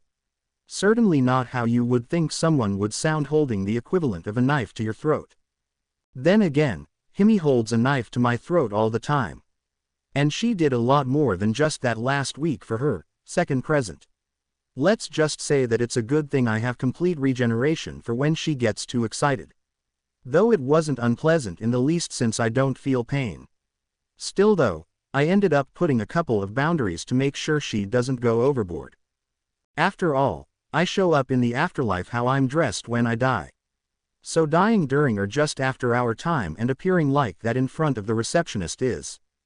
Even if she did say she was used to it, which is concerning for a variety of reasons, I'd rather not make it a habit. The point, I suppose, is that the pressure he's continued to put on my throat with his feather while I contemplate all this, to the point where a steady trickle of blood is flowing now, doesn't bother me whatsoever. Anyways, since it's obvious that he's getting impatient for an answer, I flash him a grin. Before realizing that he can't see it because of my mask. Sighing, I decide to just give a precise and simple explanation. Notebook number 12. A quirked eyebrow is his response while I continue. Which reminds me, is it true that you were originally part of a group, but the others died because they couldn't handle the training? He's shocked, and rightly so. In fact, he's shocked enough that his focus on the feather wavers for a moment. A moment I'm not going to waste. Of course not. They just didn't become. I cut him off with a flick of my wrist to drop a knife into it, and in the same motion toss it underhand at his face. Though it misses, he still flinches back. It gives me a split second to move where I don't have to worry about an instant feather to the throat. So obviously I gently push off the post and hop backwards, giving him a small wave as I drop. It's not long to the ground, so I bend my knees to absorb the force and rebound it so that my jump backwards launches me out of the way of the feathers that impale the ground. Sort of like a trampoline. If a trampoline had a good chance of breaking your legs if you don't know what you're doing. So exactly like that, actually. But dodging the initial volley doesn't do me much good considering he has literally hundreds of feathers that he can control growing from his back. Which is attested to with another volley, though this time some are aimed parallel to the ground so that they won't get embedded and become useless. I'm stuck doing small, quick hops backwards to avoid them, since turning around and trying to run from them would take too much time. Still though, I have enough freedom to look around for anything that can help. But all I can see are the cheap plastic signs in front of the various buildings that would barely give me a second of time, which I would spend just trying to get back my balance from using it to block them. Then I realize I'm being dumb and nearly slap myself, but after I duck to dodge some feathers Hawks sends at me from the side to do just that I think I'm good. Instead, I keep hopping backwards, only this time I have a goal in mind. It doesn't take long for me to reach one of the stores that are mainly brick with smaller windows. Judging by the hanging sign above the door, I think it's some kind of cafe. Maybe I'll check it out later after I get away from Hawks. I'm not nearly arrogant enough to think that I can beat him, so I just need a way to stall him long enough to run away and call Kurogiri. Although, my hands brush along two pouches on opposite sides of my waist, only for me to dismiss the thought. Instead, I pause my hopping and crouch down, giving the feathers the seconds they need to catch up to me. Hopefully my timing's right, I mutter before flipping backwards. I plant my feet on the wall, legs bending as far as I can make them. Which is pretty far when pain isn't a factor. I feel my muscles tensing, my skin stretching as I condense myself as much as possible to keep the momentum from my jump so that I don't fall off the wall. And just as the feathers are about to reach me, I push off with all the force I can. One of the feathers skim my flapping jacket as we go in opposite directions, tearing a hole in it before they bury themselves in the wall. I turn my jump into a roll as I hit the ground, bouncing back to my feet after I bleed off some momentum. I pop up with my arms outstretched in a tada pose, waiting for the applause. Instead, I get a swarm of feathers stabbing into my shoes to keep me pinned. Others strike me while twirling so that I don't get stabbed, useful. I didn't know he could do that, my flailing arms doing nothing to stop my fall. And once I do, more feathers pierce my jacket, pinning me to the floor. I try to move, pushing against the ground to try and dislodge them, but I get nowhere. With a huff of frustration, I look up at the Birdman looking down on me. Though from my position, it looks like he's upside down, making me giggle and getting another raised eyebrow from him. "Something funny?" he asks, his earlier cold tone nowhere to be found now. I nod happily. "Yep, it looks like you're hanging upside down in the sky from here." I blink. "Wait, can you actually do that? Since you don't actually need to flap your wings, it should be possible, right?" He chuckles. "You're a strange kid, you know that." I huff in annoyance. "Who are you calling kid? You're barely 6 years older than me." Another chuckle before he gets a bit serious. "Putting your age aside, what was that you said about a notebook?" I beam at him, which admittedly feels like it would come off awkward given our positions. I'm always happy to talk about quirks. I try to adjust to a more comfortable position, but give up after a couple moments of awkward squirming. "So, I have their 15 now, I guess, notebooks all about heroes and their quirks. I do put down some personal details that I managed to dig up on them and how they might have influenced how they use their quirks though. I filled number 12 with the top 10 at the time, though given how fast Mirko has been shooting up the rankings I think I should revise those heroes' information soon. He pauses as if trying to recall something, and I tug once again at the feathers. But nope, they're stuck in there pretty well. There is something I could do, but I don't decide one way or the other whether I'll do what I have in mind by the time he speaks again. I'm pretty sure that Nezu mentioned for certain heroes to be on the lookout for notebooks with a dangerous amount of information. He eyes me speculatively. The one you're talking about wouldn't happen to have been written by Izuku Yagi, would it? I growl at hearing that name. It's been half a year since I've heard it, and being called a Yagi causes anger and disgust to bubble up. Emotions that fill my words as I speak through gritted teeth. Izuku Yagi is dead, if he really even existed in the first place. His eyes practically glow with interest at how vehemently I speak the words. So sure of yourself, aren't you? Now, why exactly would that be? I chuckle darkly, enjoying how he ever so slightly tenses at it. Why? Because I'm the one who killed him. And 3 months ago, my girlfriend made it official. Now, a smile stretches across my face.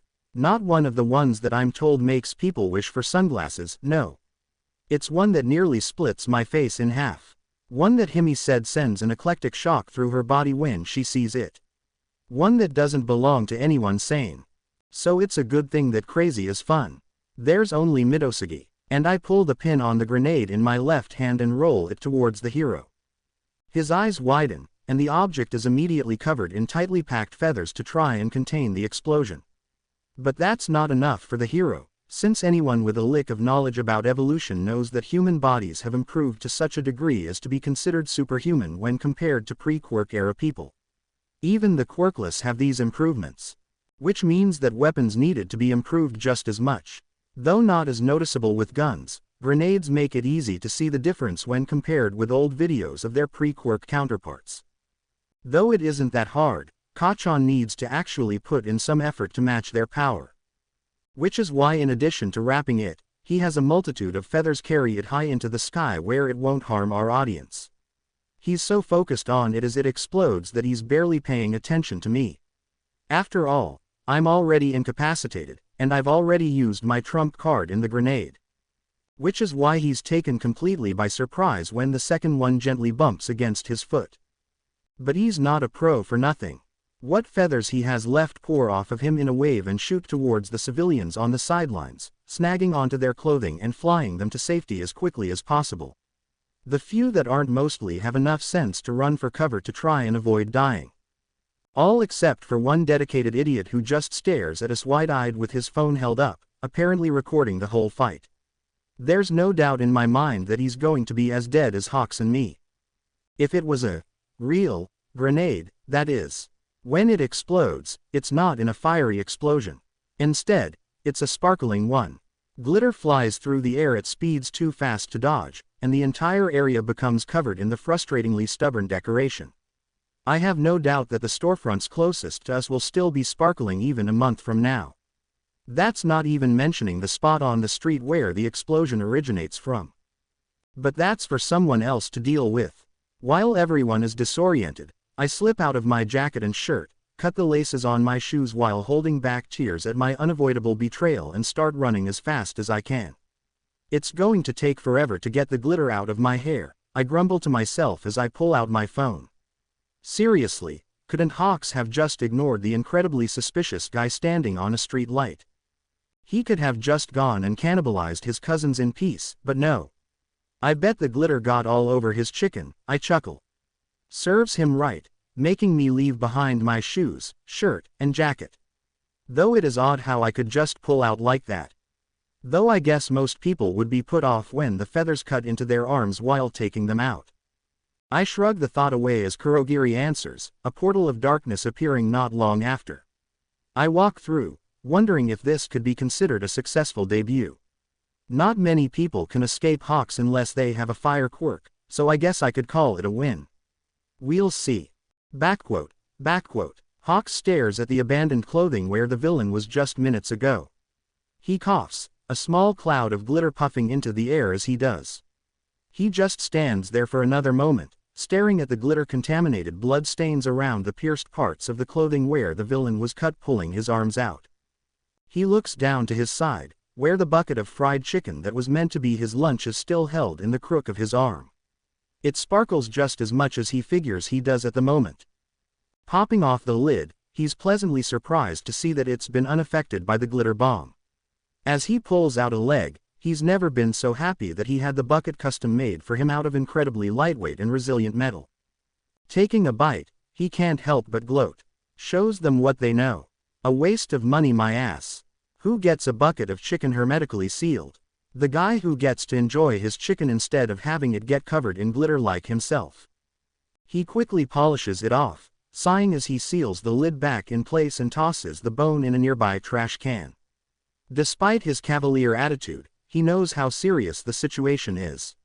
He's one of the few who knows the full situation regarding the notebooks Nezu told them to be on the lookout for. Good news, he knows who has them. Bad news, the situation regarding the suicide of Izuku Yagi might not be as simple as everyone believed.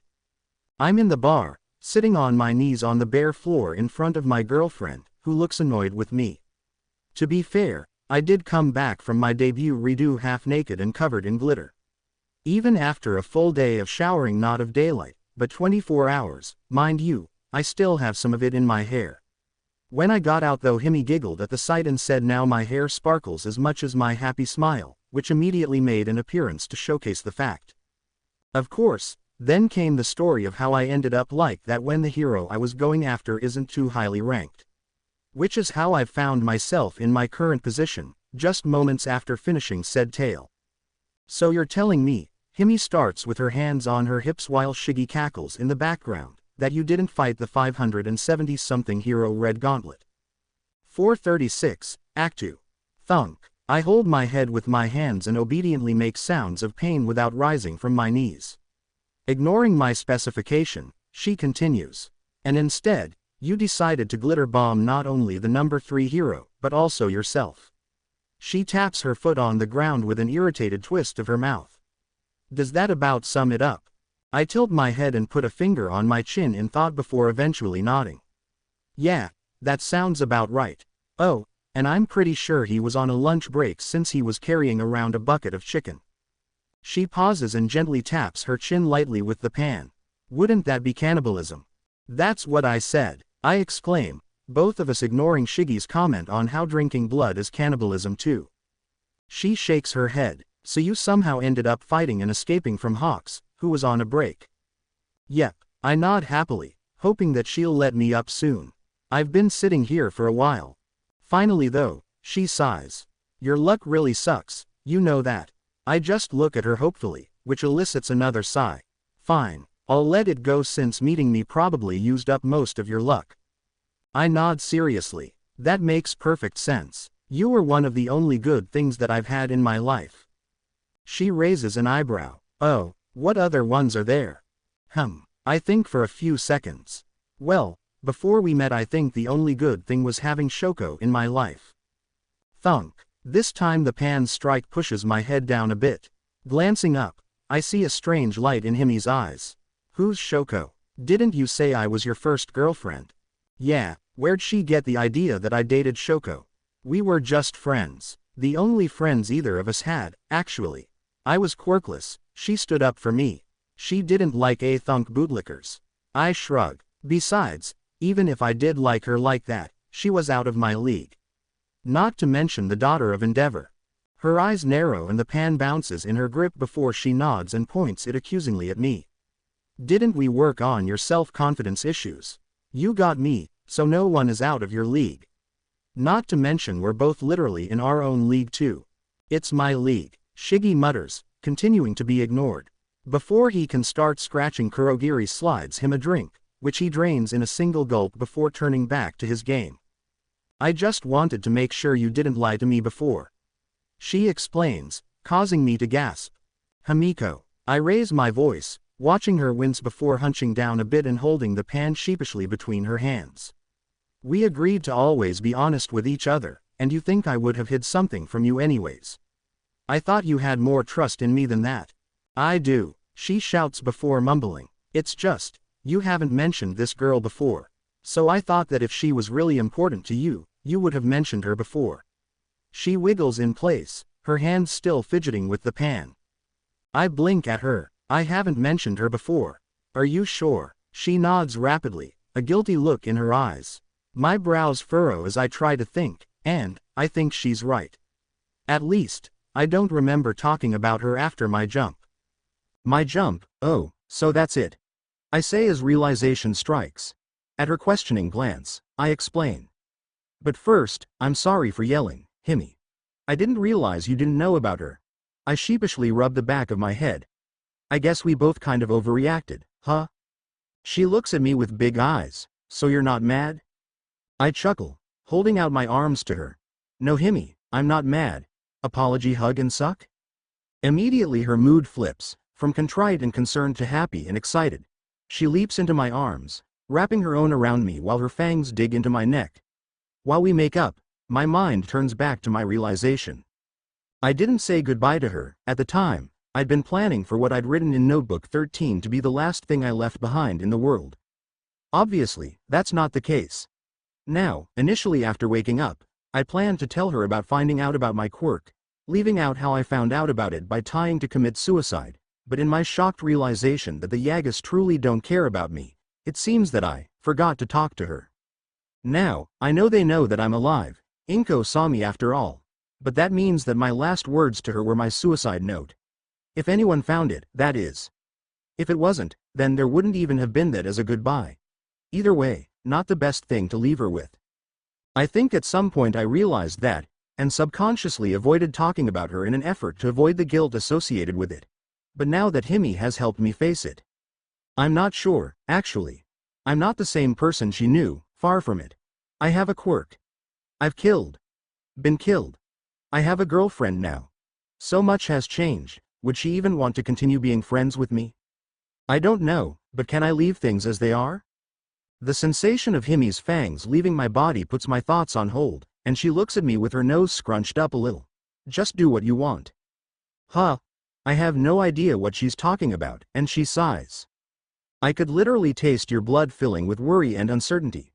I don't know what it was about, but I can say that you should do the same thing as since we met. Her madness-filled grin appears. Whatever it is we want. I can't help but grin back. Yeah, you're right. I haven't let anything stop me from doing what I want so far, so why start now? Whatever happens, happens. But at least I'll be able to say that I didn't regret making the decision in the first place. I nod, my decision made. I grab her hand, turning to Kurogiri with a determined expression on my face. Kurogiri, could you drop the two of us off a bit away from Endeavor's house? I can give you the coordinates. He nods, and I tell him where it is, letting him decide just how far or close he portals us. As we walk through, I ask her about something she mentioned a while ago. While we wait to find an opportunity to talk to her, why don't you tell me about those thoughts you had on expanding our relationship? Backquote as the portal closes behind the two, Shigaraki can't help but send a confused look at Kurogiri. Doesn't she regularly stop him from cursing like he wants? Kurogiri shrugs. Perhaps it is a relationship-only situation. Neither of us are in one, so I do not think we would be able to understand. Shigaraki just grunts, preparing his character for a boss battle. Backquote while the two of us wait hidden on a rooftop a decent distance away from Shoko's house, Himi explains what she'd been thinking. Apparently she's okay with both of us having sex with other people so long as the other gets permission first. So unless the other person approves, then it's not happening. And, for some reason, she said both of us can only sleep with women, no guys. At my raised eyebrow she transformed into me and said the only man she needs is me, causing my face to burst into steam. I'd say she's the only girl I need, but she crossed her arms and made a buzzing sound, saying that I'm not allowed to pull an UNO reverse. According to her, since she brought it up first she makes the rules regarding it. Like many things in my life, I just accepted it and moved on. Anyways, we each are allowed to bring in one person to be a part of the committed relationship. Of course, previous approval is obvious. along with meeting the person outside of the other supervision so they get a more accurate idea of who they actually are. Neither of us are even allowed to kill potential relationship people without giving an actual valid reason as to do so. It goes without saying that whoever we go after would at least need to be okay with blood and murder, if not outright liking it. There's more things included in the discussion, but they're minor enough that we both agree that we can talk about them when the time comes. Meanwhile, Shoko has finally made an appearance, though it's something I don't expect. She enters her family's car while holding a bouquet of green hydrangea flowers. The surprise puts me off balance, and it's only Himi tugging on my arm that gets me moving to follow the car. Clearly, as villains, we couldn't just walk up to her house and knock on the door, so we need to follow her and drop in front of her when she's alone. Might she attack? Probably, but if it works, it works. We follow the car with only a bit of a struggle, our training ensuring that we can match weak speed quirks. Though I personally think that Himi's quirk improves her physique somehow along with her instincts. Eventually the car stops, and my eyebrows furrow. The building is familiar, though it's only after following Shoko to her destination that I realize why that is. It's the building All Might brought me after I'd grabbed onto him. The building he'd crushed my dream on. The building where I started truly living my life. And in the alley Shoko walks into remains the large blood splatter denoting where I'd landed. I'm silent as I watch her approach a spot where a few objects already lay. A picture. A bouquet of half-dead flowers, and a bright yellow backpack. After placing the flowers, she claps her hands twice and bows her head. She remains like that for several minutes, only stopping when her phone hasn't stopped going off the entire time. She answers it with an angry twist to her lips, but I'm too far away to hear anything, prompting me to edge closer in order to hear her speak. I'm just in time for her final words to reach me. Fine. I'll be there. She hangs up before looking down one last time. With a sigh, she picks up the old flowers and turns around. The words she leaves behind, echoing in the alley, echo through my ears as well. Utterly confused at how they could possibly be there.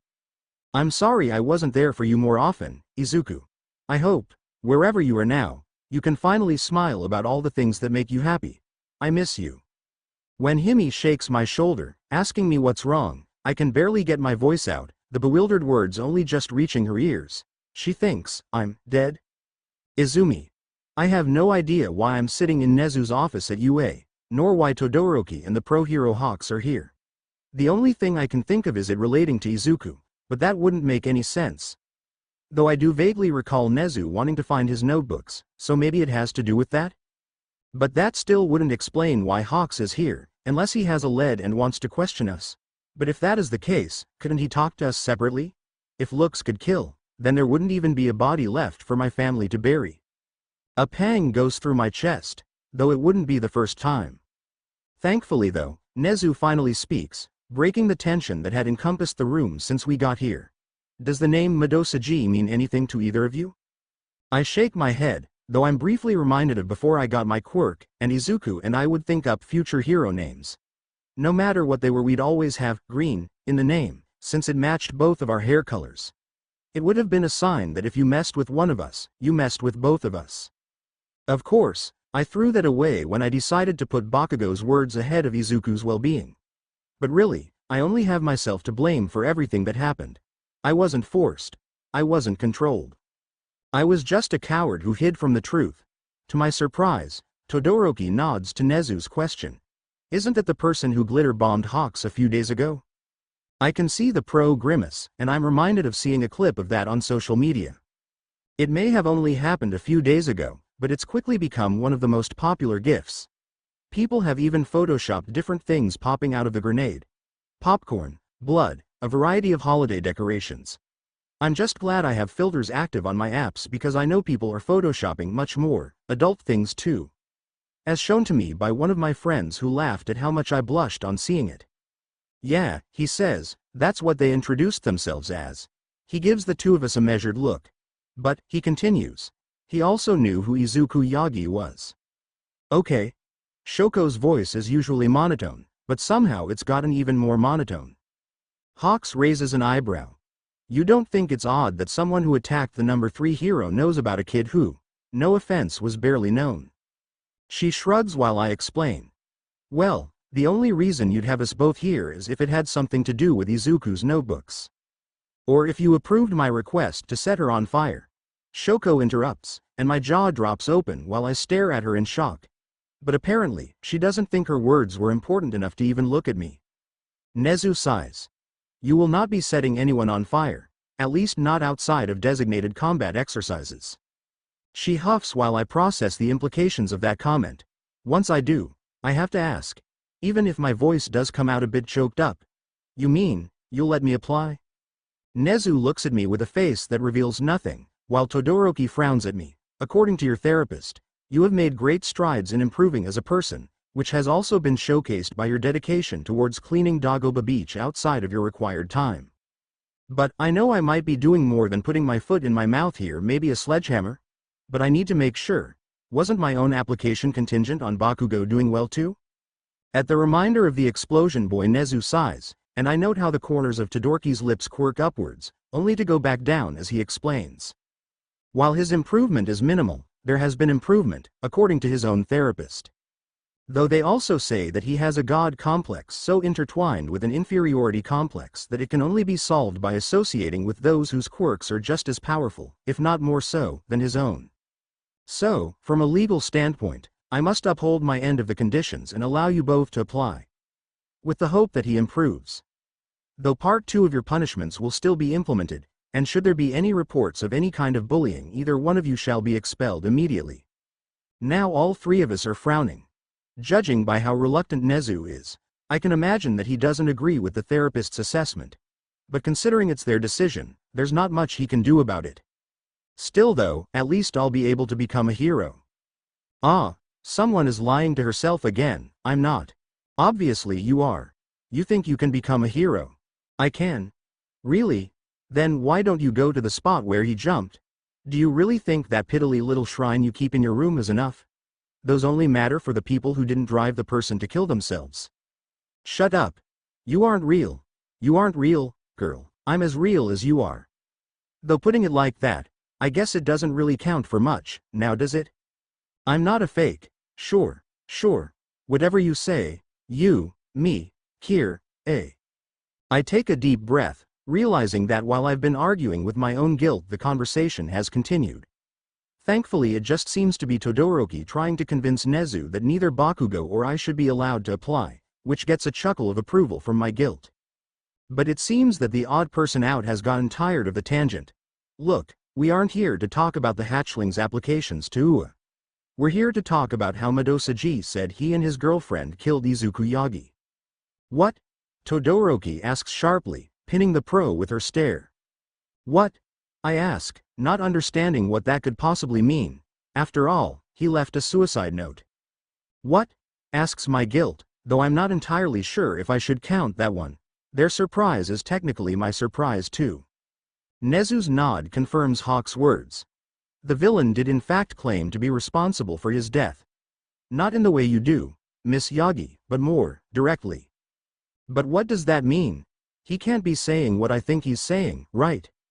He sighs, opening a file resting on his desk and sliding one of the papers between me and Todoroki, whose expression could freeze a fire. We both look at it, and I can see that it's a form to change someone's name. Except it's listed as a change postmortem, for the dead. And seeing who it's for, I can feel tears pooling in my eyes, a few leaking out when I hear Todoroki's satisfied voice. Good. He'd be happy that he doesn't have to share a name with them. And the worst part? I can't say that she's wrong. With how he lived, could any of us really say that he was a Yagi? Though making his name essentially mean, Izuku the Green Rabbit, is kind of. My mind grinds to a halt as the name of the villain comes back to me full force. Madosaji. Green Rabbit. But that can't be. He's dead. His blood, and the suicide note, that's not even considering how he basically worshipped heroes. It wouldn't make any sense for him to attack one. Apparently Todoroki reaches the same conclusion if the way she jerks is any indication. It's not him, she states flatly. We did not say it was, Nezu says mildly, though it does imply some sort of connection. The possibility exists that Madosaji sympathizes with Izuku Yagi and decided to honor his memory by taking down heroes without the use of their quirk. Though we cannot discount the possibility of them having a mental quirk either. He waves a paw before either of us could question him about how that would be honoring his memory. But, once again, that is not why we are here. We simply wish to know if there was anyone other than Miss Todoroki here that he associated with frequently. It might give us a clue as to their identity. I continued to stare at the principal for a few more moments before letting out a breath and slouching back into my chair. No number, I don't think so, I sigh. A quick glance at Todoroki shaking her head confirms that she was his only friend. I frown. Friend? Could it be someone who bullied him? Like you? Nezu shakes his head. Unlikely. Each person from your school has been accounted for during Madosaji's encounter with Hawks. I frown while Todoroki asks her own question. What exactly did you mean when you said Madosaji killed Izuku? That's what they told me, Hawks shrugs. I asked him about the notebooks, and he said he killed the kid. By saying he killed Izuku Yagi, he could be referring to how, after his death, Izuku Yagi's desire for vengeance has been reborn in him. There also exists the possibility that he faked the suicide in order to get away with murder, though it is highly unlikely. Nezu explains. Anything else? Todoroki frowns. I think there's a brief moment where he hesitates, but it could just be my imagination. It's definitely strong enough for that, at least. Nope, Hawks denies. Nezu claps his paws. Well, should anyone with more than a passing relationship with the boy come to mind, please do make sure to inform me. It could help us to catch Madosaji. We both nod, getting up and leaving the office. Outside, I hesitate a moment before tentatively turning to her. Todoroki. No. The coldness in her voice has me flinching back, the fire in her eyes contrasting it with how much they burn with hatred. I don't care what your therapist says. I don't care what mine says. I don't care what Nezu says. There is nothing you can do to get my forgiveness. There is nothing you can do to get me to even think of you as an acquaintance. She takes a deep, shaky breath before turning around to walk away. If you want me to stop hating you, find a way to bring my friend back. He'd have a better chance of convincing me than whatever you could do. I walk home with my head down and tears falling, listening as my guilt mocks me. The entire time only two words fill my head. Though if it's directed at Todoroki or Izuku, I'm not sure. I'm sorry. Backquote. Backquote. Are you sure that was a good idea? Not telling them more? Nezu calmly sips his tea before answering. Was there more to tell? It must have slipped my mind. Hawks sighs. You know what I'm talking about. The way Madosaji was talking about those notebooks? The same way you talk about your world domination plans?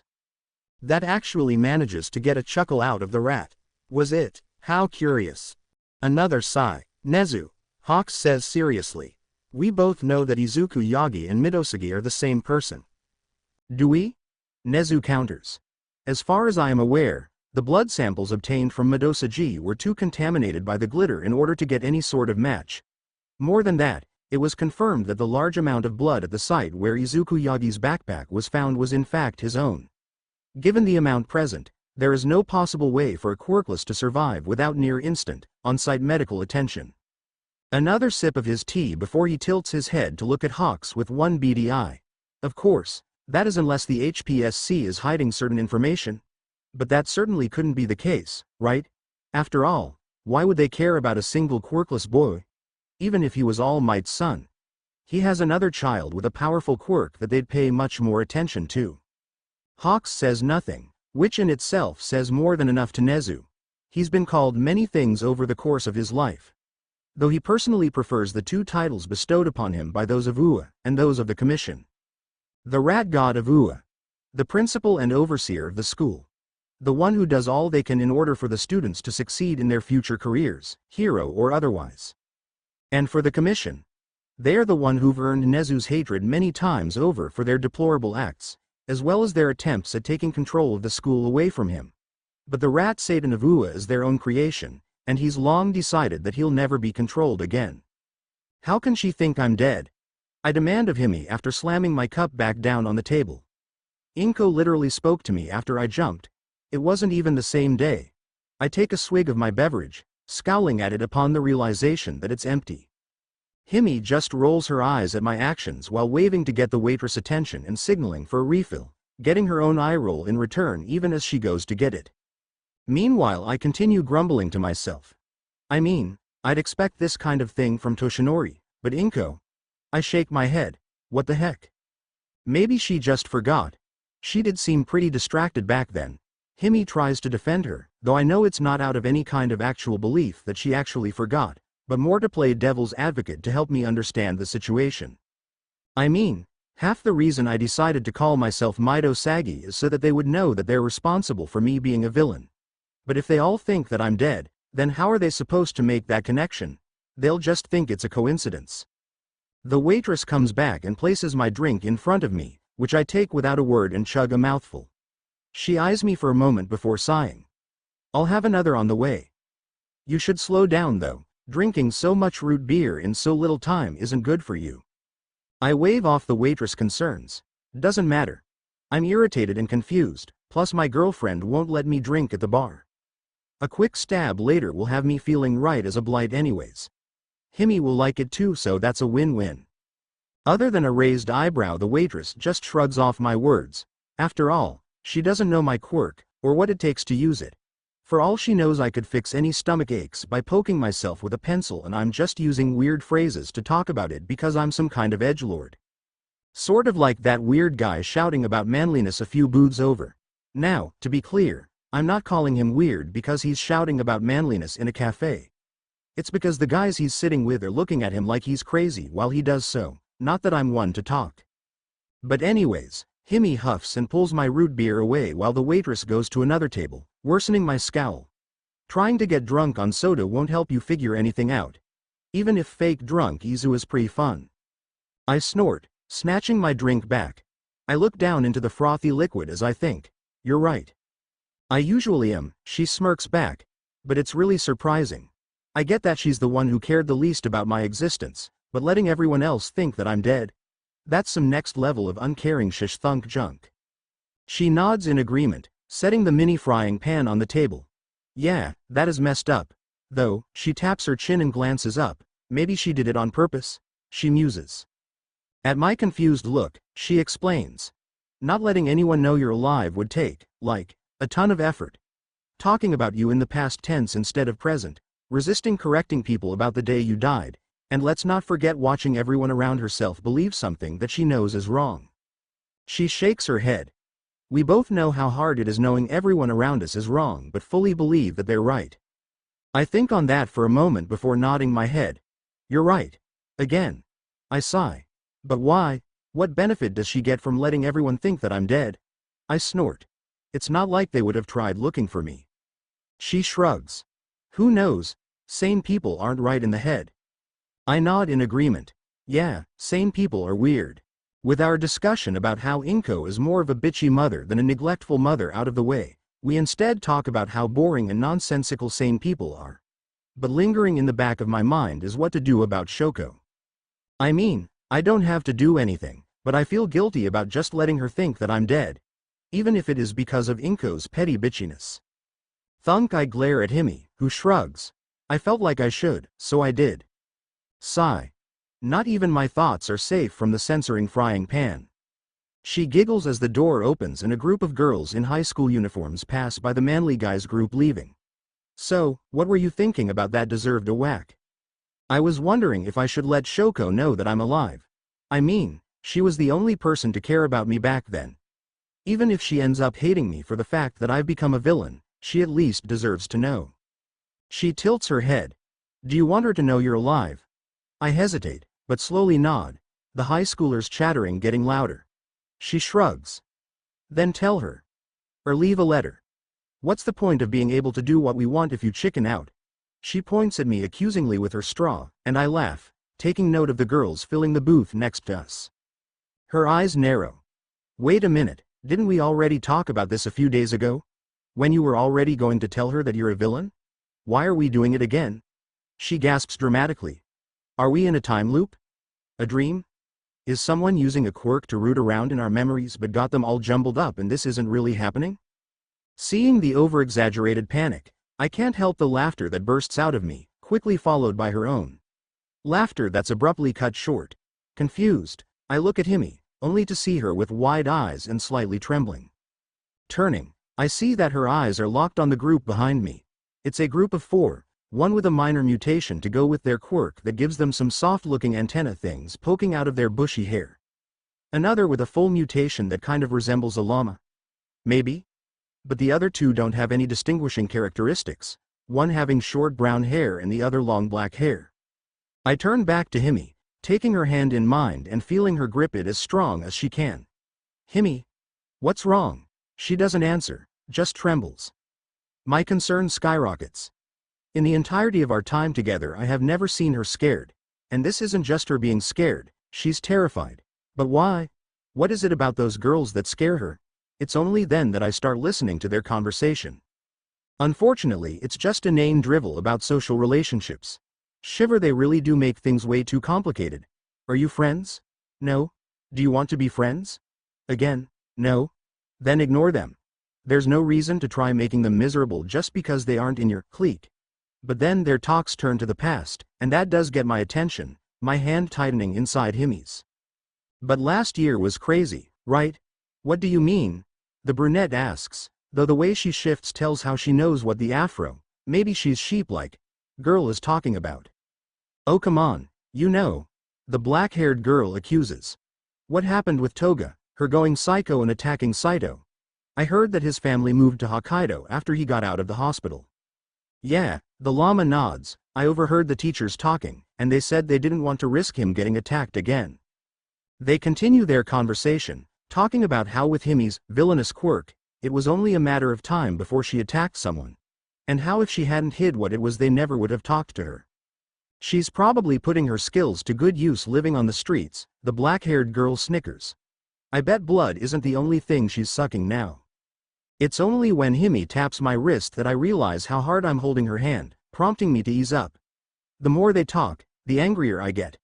And seeing her hair shadowing her eyes and the drops of water under her hanging head, I'm on the verge of losing it. Still though, the llama interjects when they all stop laughing. Don't you guys think she's pretty pitiful? At the others' confused looks, she explains. I mean, you all know how some people don't like me because of how my quirk makes me look. But at least it's not a villainous one. She shakes her head. Looking at someone like Toga, who never would have been able to make it as a normal person, I can't help but be thankful about how much better off than her I am. Now it's Himi gripping my hand too tightly, but since I don't feel pain I let her. Instead, I draw a knife from out of my shoe and gently place it under her face before leaning forward. They don't know you. They never knew you. Don't let the words of those with no understanding of how the world really works bother you. The words of the blind don't matter when it comes to seeing how wonderful you are. But more than that, don't let either them, or your past, curb your decisions. She looks up, her golden slitted eyes peering at me through a veil of tears. I give her a gentle smile. We were just talking about it, right? What's the point of being able to do what you want if you just chicken out? And if something is preventing you from doing what you want? I gently raise the hand I'm holding, flipping it over so that her palm faces her and her fingers are extended. With practiced motions, I flex her hand, and the claws of the device pop out as my grin turns dark.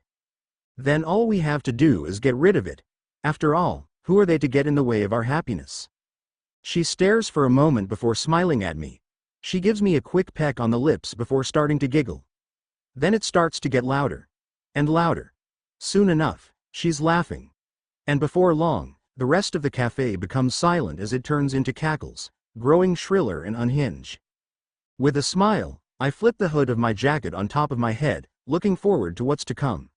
Eventually, our waitress works up the nerve to return to our table. Excuse me, but would you mind quieting down a bit? You're disturbing the other customers. Abruptly, she stops, meeting the waitress' eyes. She shivers, and Himi pats her on the shoulder. Don't worry about it. I'm fine now. She stands up, her hand not leaving the waitress' shoulder. Then she spins her around, cozying up against her so that they both face the girls from Himi's past. I stand up as well, turning around to fully pay attention to them for the first time. They're looking at my girlfriend with shocked eyes and open mouths. You see, Himi explains, I was just surprised to find some old friends. We have much catching up to do. The waitress swallows while the girls are frozen. She gently tries to move away, obviously terrified of the situation. I'm sure that this isn't what she expected when she came into work today. I see. In that case, could why you let me go? I'll be happy to bring you some drinks. Her voice hitches, knowing that something bad is about to happen. Oh, honey, Himi purrs, nuzzling against the waitress as a blush builds despite her situation. Her voice a sultry whisper in her ear. You already have. And with that she drags her claws across the waitress' throat, her blood shooting out in an arc to cover the group in front of us. She quickly lowers her mouth to the fatal wound, ignoring the screams and panicked customers rushing for the door. She drinks deeply, her face becoming flushed as she keeps one eye on the girls who have become petrified from shock, not seeming to know how to react to the sudden bloody spectacle that splatters over them. At least until Himi pulls away from the waitress and gives her a peck, her own blood smearing against her lips. Thanks for the caramel, and she releases her to limply fall to the floor. As if that was the signal, the girls move to action, bursting from the booth and rushing for the door. Himi throws one knife, and I throw another. My knife ends up in the back of the head of the brunette, while Himi's takes the sheep in the back of the throat as the door slams shut behind the other two. We share glances and walk forward, making sure they're dead with barely a glance. Outside, we see the two girls running in opposite directions. I take Konima, you take Haisu. That's the llama girl. I nod, and the hunt begins. When the police arrive, they find the bodies of the four friends seated in one of the booths, each covered in their own blood and embedded with a knife. Or several in the case of two of the girls. The waitress' body is leaning against the edge of a booth with a notepad and pencil taped to her hands. A sick rendition of what the location is meant to be like. And on the table, drawn in blood, is the image of a rabbit, along with a message, but signed with a different name. I hope you guys enjoyed this video. Please make sure to like and subscribe to the channel. Now we will see you in the next video.